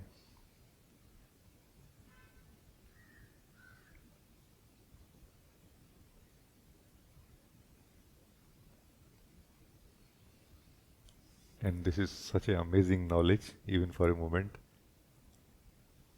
that everything that is happening at the body-mind level, individual level, feels like a dream, not more than a dream. No? Like as if never happened.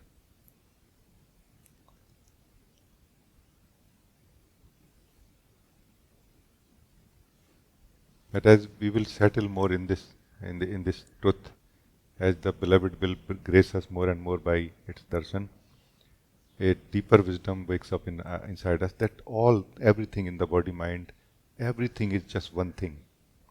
Everything is one thing, not many things. The very idea that there are many things is the false point of view.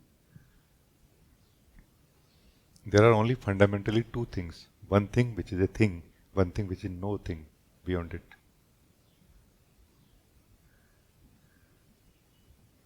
This one thing is the consciousness, individual consciousness, individual form of life. But this whole thing is one life. It's not many things in it. It is just dividing itself into the thinker and the thoughts, experiencer and the experiences, conditioning and the observer of conditioning. The one who is beyond does not know or see any conditioning ever anywhere, nor does it know anyone who observes it. No?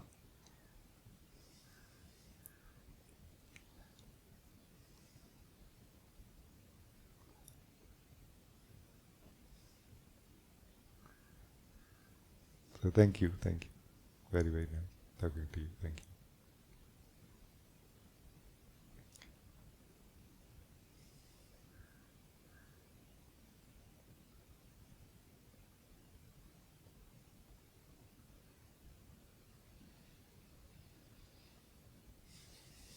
Let's come back to this side now. Because remember, we are working right now, okay? And David, you want to talk?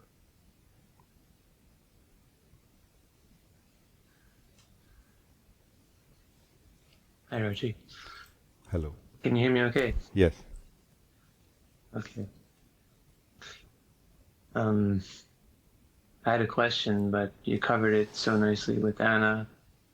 I don't feel the need to answer or ask the question, but I can give a little report and maybe you can give me some guidance.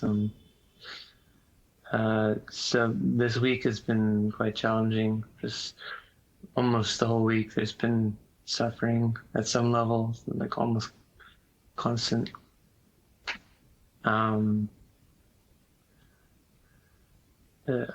lot of suffering in the body too, not just pain in the body, but it feels like there's actually suffering in the body as well as other experiences. And in meditation, the suffering does reduce significantly. It doesn't go away completely from me. And outside of meditation, I've been bringing presence as much as possible to all the suffering and what's going on, and started seeing the attitude, sort of the complaint of the suffering, the one that's suffering, and being as gentle to that as possible. But my question is just when I come today to satsang. It's happened many times with you, where I'll be in a state of suffering, and then satsang starts, and then it's gone, whole thing gone. So just what's happening? Uh, can I share? Oh.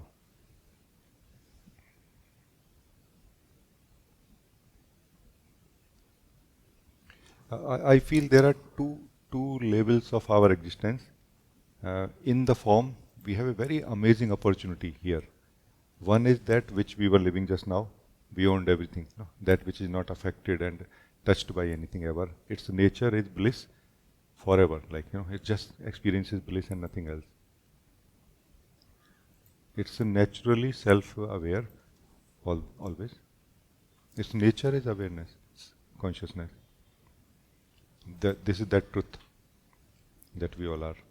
Then another aspect of ourself is the individuality, the body, mind, and the individual, no, that we are. And here the play is different. Here, individual is the belief, assumption, or a thought of that which is unborn, that we are also. No? So the very root of the individual is a belief, a assumption, a thought, and which becomes like a tree of beliefs, assumptions, in every direction, more and more and more. And all of this continues very nicely until we hit some wall.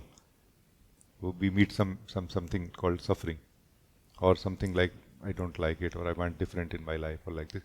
So that is the time when somehow you can say partially ego gets is hit, or kind of disturbed or dissolved also partially. And then when the partially ego has been dissolved, what happened? That it has been replaced by awareness. Our nature is awareness. The nature of the truth that we are is awareness. So it has been replaced by that awareness now. Now that awareness enables us to be aware of what is present in the individual level. But it doesn't enable us enough to be aware of who we are also at the same time. That's why we don't experience the bliss that we have or we are, but yet we experience the suffering going on in the individual level. Because in the individual level, lot of suffering is going on actually, in the sense that there are a lot of experiences, energetic experiences of suffering, crying and all that inside, which does not need to be true, but in the experience it is true. Because this is the field of assumptions. And because this is the field of assumptions, you, the being, has a very good chance to be free from it very quickly. Because if you understand that if I don't believe any of the things which are inside me, I cannot be touched by them. So you can be aware of everything inside you, including even the sense of suffering, but you cannot experience suffering if you don't touch the field of beliefs, the ground of beliefs or assumptions. Meaning, if you don't believe anything about yourself, then suffering cannot make you suffer. Suffering can only make you experience it, but from a distance, as if something is happening in the body. But you will experience the joy of the being also at the same time. So what happens in satsang? You, the being, is anyway ready now. No, you, the being of in the form of David, is ready to live the truth of who you are. And in satsang, somehow this togetherness has such a power that anybody who is ready is able to live immediately. When you are able to live the truth of who you are, that time you are not feeling that suffering which body, mind, energies are going through right now. It doesn't mean that they are not there. That energy is still there, no? That correction still has to happen, and that's why you experience them later on. So two things can be done. One is that live the purity of your being in satsang as much as you can, like totally, fully, freely. But also in satsang, try to understand in a way that what happens to me when I go there, because I am the same being here. Make sure that you come to that clarity that I am the same being here who suffers later, and then you will start becoming free from suffering there also. Because satsang is not really giving you joy. It can, and it does also at some time for some beings, but for you it is not giving you joy. It is only enabling you to experience the joy that you have in your being. If you understand it clearly in satsang, you can continue this out of satsang also. So this is what I felt, that this is what is going on. What do you feel?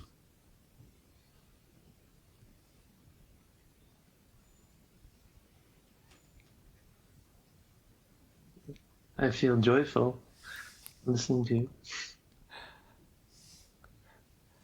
I think I have a belief that when suffering arises, that it's necessary to suffer. Mm. Yes.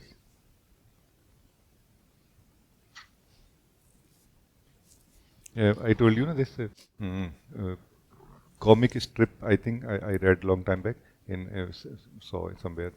Mm, Laurel and Hardy, they go to a carnival, and there are different amusement things, no, like there was a hammer. You hit the hammer, and the gauge goes up and like this, and you know that how much strength you have like this, and they do like this, and it breaks, falls apart, and then they go to a water park, and there was almost no water. They were just knee deep in the water, and nothing was happening. Then they go to a giant wheel, and they get stuck there and hanging there.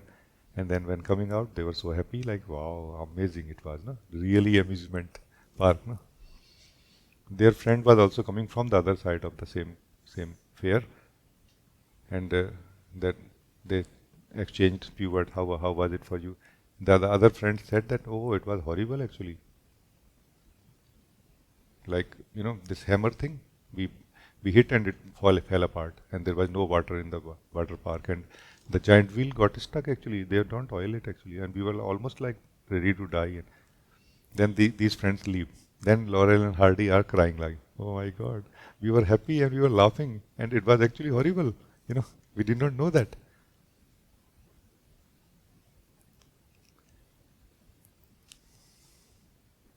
So to know, to suffer, we need to know that it is suffering.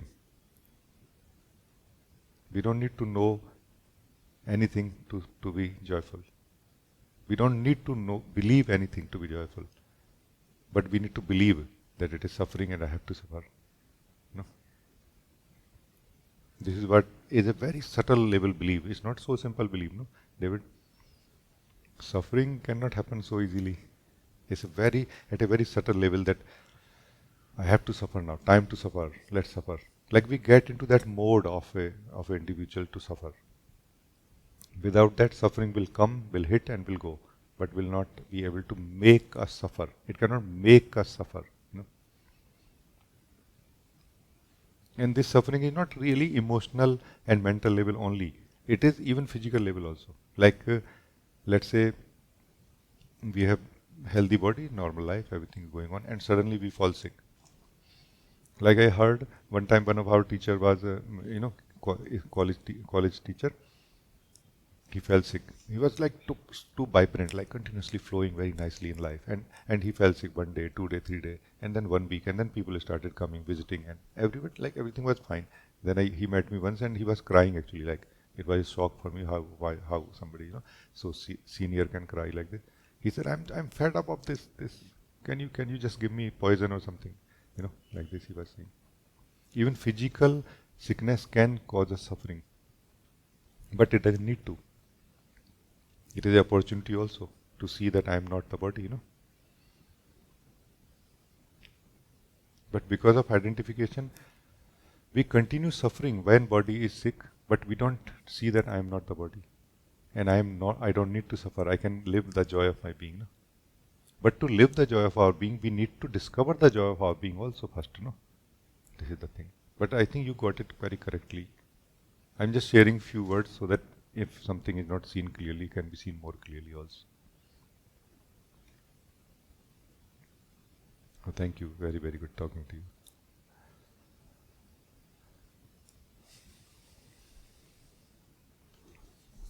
There is no need to reject that body is not healthy or bodies are not healthy altogether also. Possible.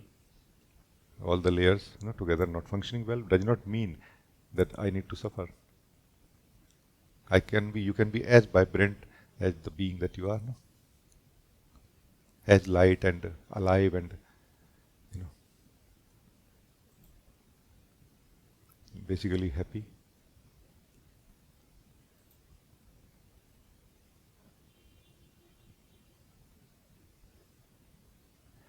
If somehow it can be heard, I'm just trying to say the same thing again, that as if you the being somehow stops living yourself at some point because of some reason, that this happened so I cannot live myself right now, and then that misunderstanding grows more and more, that now this has to be finished, otherwise I cannot live myself. Now this has to be finished, then I cannot live myself. And the circle is exactly the opposite. If you live yourself, things will be finished and corrected. So this is that misunderstanding in which you, the being, gets caught up into. That I have to stop living myself. I have to shrink. Like I have to, like hold back myself in a way, hold my breath or something, like this. And at some point, you, the being, will realize, no, I can relax. I can continue working on my body, mind, energies, and my life and everything as necessary. But I can start living myself now. Now. Right now, I can start living myself now. These two things can coexist. A self-realized being is not necessarily perfect in the body, mind, and practical life. No, not at all. That's our idea when we live as a person. No? But a self-realized being is necessary and is always joyful. No, meaning is always free from suffering. Is not suffering. No, this is very, very true. No? Because it knows that suffering requires me to stop living myself. And why would I stop living myself regardless of what is going on in my life? No? Or at some point even we realize that how can I stop living myself? There is no method possible to stop living myself. It is a miracle that how we have all achieved that we, it is not a miracle like our own doing. It is the very doing of the existence in which we have been put in such a state of a dream that we feel that I am not myself. No? Ego simply means I am not myself. It's ego, no? Thank you. Very, very good. God bless you.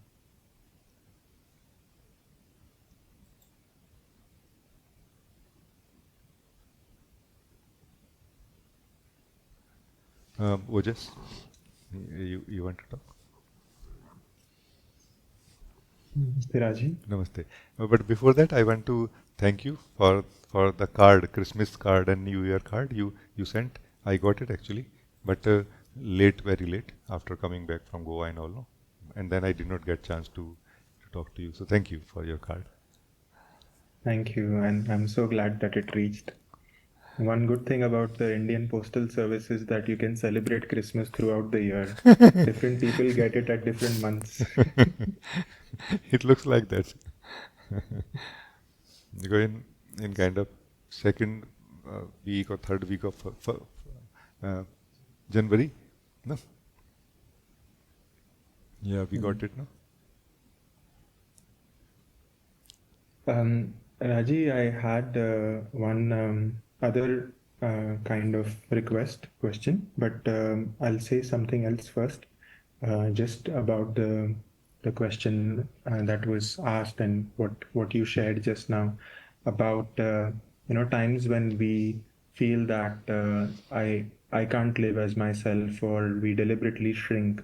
So I feel it happens when interacting with people, because they it would not be possible to relate with them unless I become the person for that much time, and then then during that time and even after that, the self-remembrance kind of goes away for some time.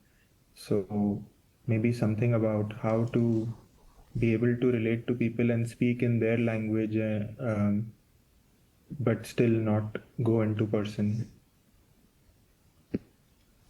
Uh, uh, this is that fundamental work we are doing together actually, no, continuously.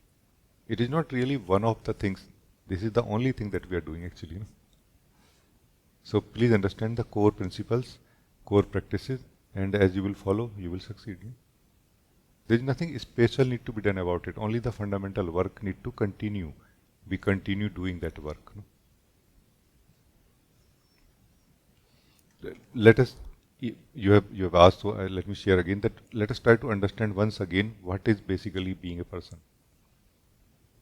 Being a person is not really a special state of being, in the sense that mm, we enter into something, but it is more like we have as if not living the truth of who we are continuously for a long time. But from there we are functioning also in the practical life continuously. From that closed state of being, we are functioning in the practical life also. So that has become like our default way of being and functioning. As we will return to our true way of being,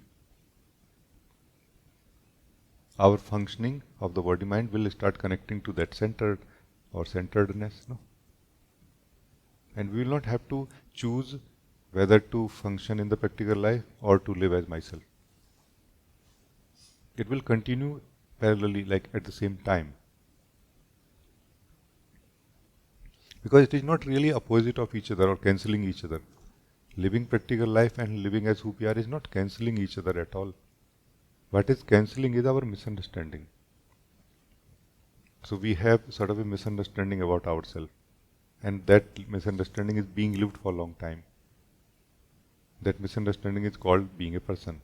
So when we are having misunderstanding about ourselves, that is what we call being a person, which has to be removed with effort, no? With sadhana, satsang, no? Like this. So the effort of dhyana and satsang, sadhana and satsang is to live the truth of who we are, so that that misunderstanding is removed. And who we are now is the same one who we were that time when we had a misunderstanding. We are not different. This is not a different self. It is the same self with misunderstanding about itself and now without misunderstanding about itself. However, the difference is big, meaning it requires even rewiring or reconnecting of the everything of the body mind to its true center now, slowly.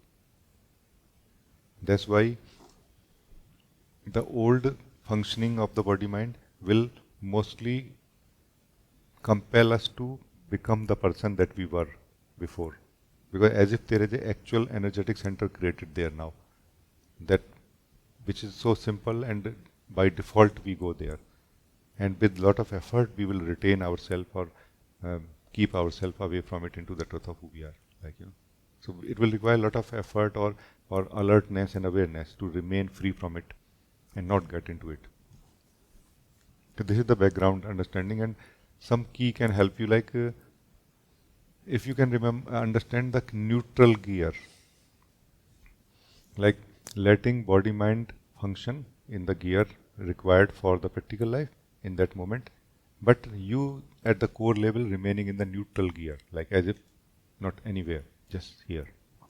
This neutral gear is more favorable supporting environment for the being to live in the purity of itself. Like not too much out, more calmly talking, calmly doing things, not involved, not like emotional, not, you know, like this. Like not emotional, more neutral, more calm, more centered in a way, like this. And functioning from here will enable the being to stay as the being much more. Like understanding the actions which come out of relax. No? Understanding the actions which come out of relax, like this. Relax is not just meditation, no? No. Learning to relax in the being first, and then learning to function from that relax also.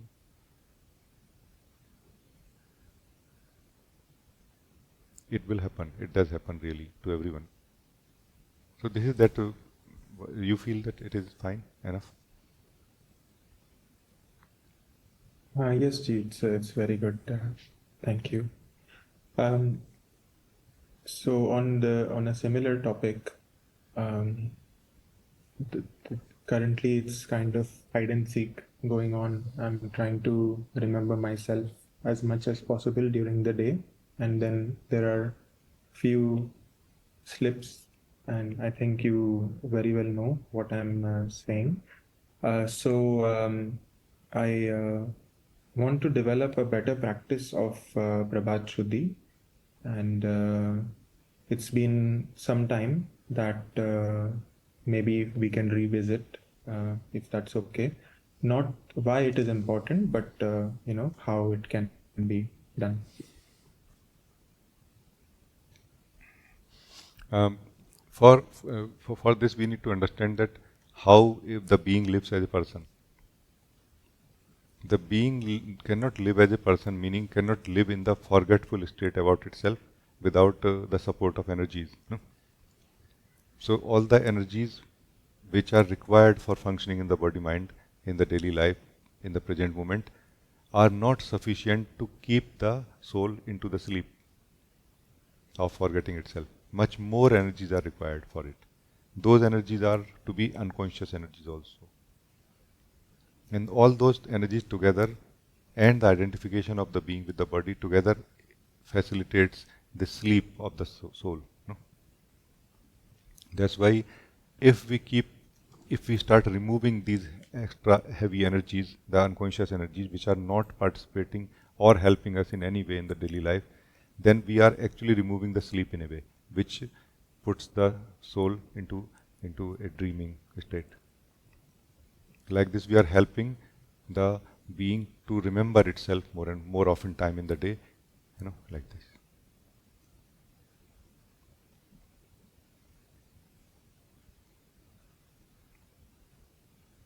So this is that correlation, I feel.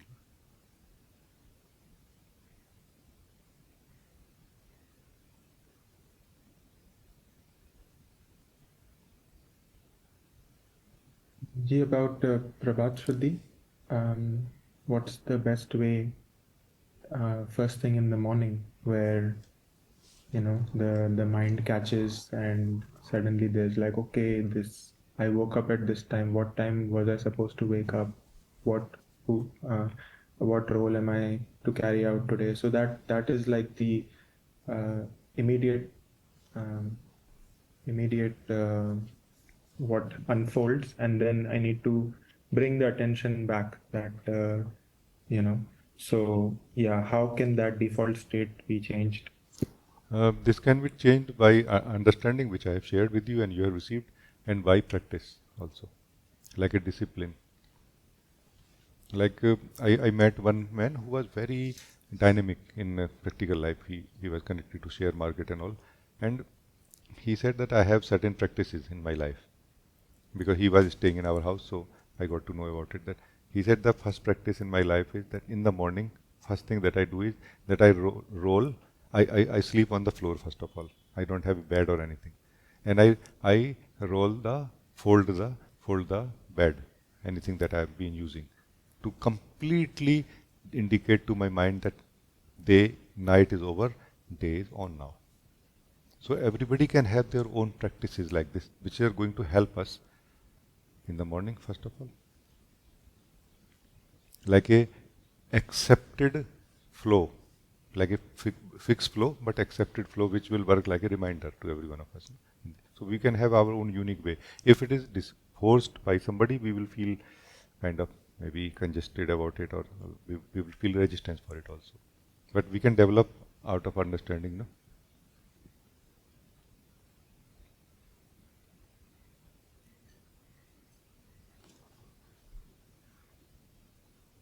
Okay, Ji, I will work on this and report to you after some time. I'll experiment with it. Thank you so much. One more key point here is that before our mind catches, if we can catch ourselves and put ourselves into physical activities in the morning, healthy activities like yoga, pranayama and everything, spending our energies in the physical activities is actually going to withdraw our energy from the mental activity also, which is non-essential, egoic involvement also. And we are able to transform this energy into more dynamic and useful energy than the energy which is spent, wasted, and it creates ego also inside us. So there is actual usefulness of physical activities being done in the morning, but if done with dedication. Mostly what will happen is that we will keep thinking while doing the physical activity, which defeats the very purpose of it.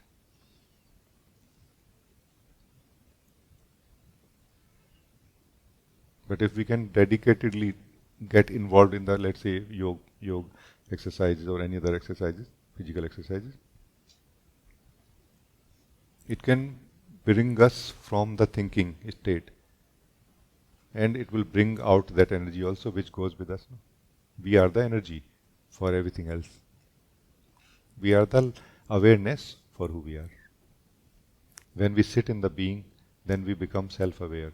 When we sit in the body-mind, we give life to anything that we touch, that we live, like this.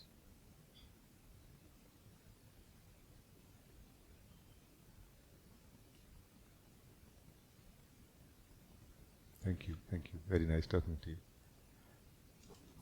It's very nice when things are opening up like this. It's very good. Dharma, you want to talk? Namaste, Rajee. Namaste ji. Can you hear me? I can hear you. Okay, good. Yeah, just felt to connect with you. Been listening to the meeting and enjoying it, but I just thought to talk to you. So, nothing specific to say as such. Yeah. Well, nice to see you. You are traveling, I see. Very, very nice. Many time going to travel, no? Like not so much, but like Goa or something, driving the car, and we have had so many beautiful satsang like there, no? Oftentimes it happens, like, because what to do now? This the road is straight, and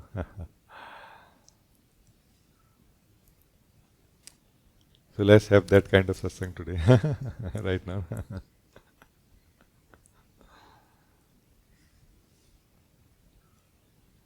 But keep your focus on the road also. Yes, I'm sitting behind, so I don't need to. Okay, that's so amazing. Then Just sit. Yes. then it's fine. Yeah.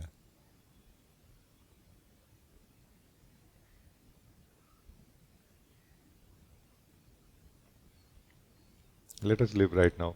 You are in the car traveling. Obviously, you are moving, no?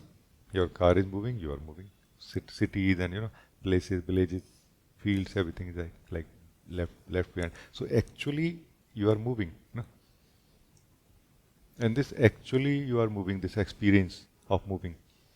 If you can be with me right now and just experience the experience of movement, and not live the belief that I am moving, then what will happen? Let's see. Don't believe that I am moving, but don't believe also that I am not moving. Allow the truth to be revealed.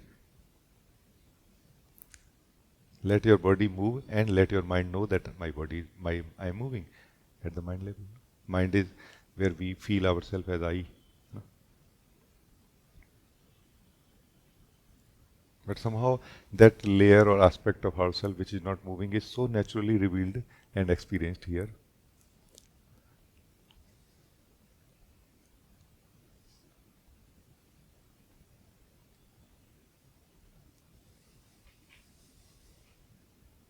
And the whole combination of movement and not unmoving being is amazingly beautiful. It's not cancelling each other, it is not disturbing each other, it is actually facilitating each other.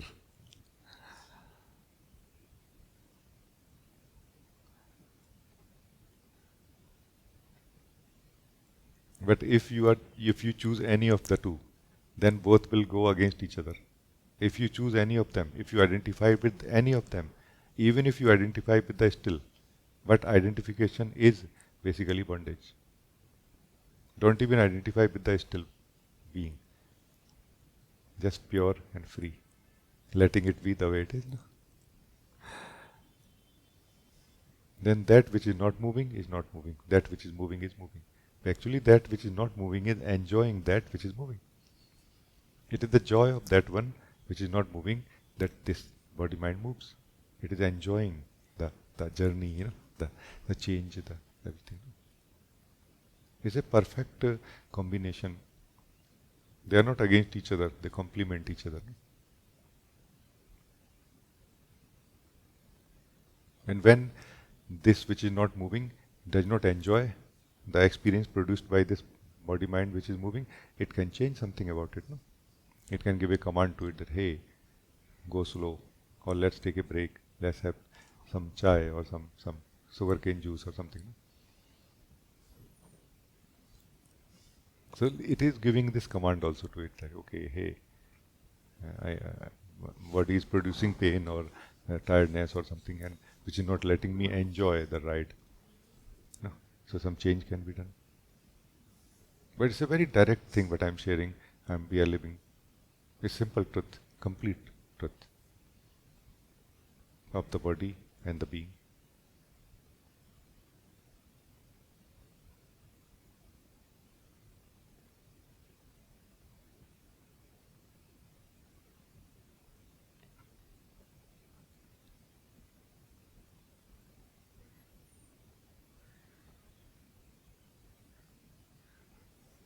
And it takes time, little bit, slowly we get adjusted to this reality. So we don't need to force ourselves.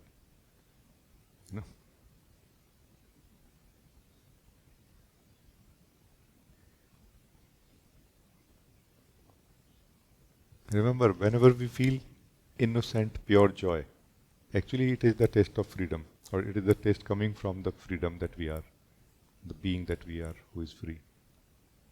But then here we don't really immediately have all the knowledge and wisdom and everything, all the settlement. No, it will follow, but initially it is not like that. But the taste of freedom is so very different than everything that was attained as an individual person. It's like life is complete, but we don't know what is the meaning of it, where it is going, why it is going or not going.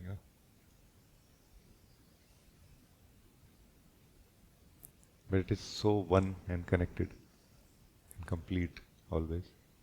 From completion to more completion in a way, which does not cancel the initial completion. It only enhances it, makes it more beautiful, complete.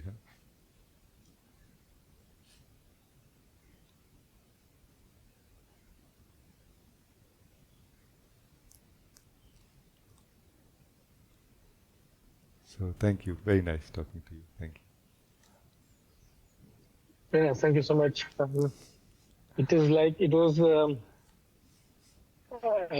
It's like enjoying the cup of tea, but different experience. Yes, yes. Little bit. Ah, thank you. Yes, yes. It is true. Very, very good.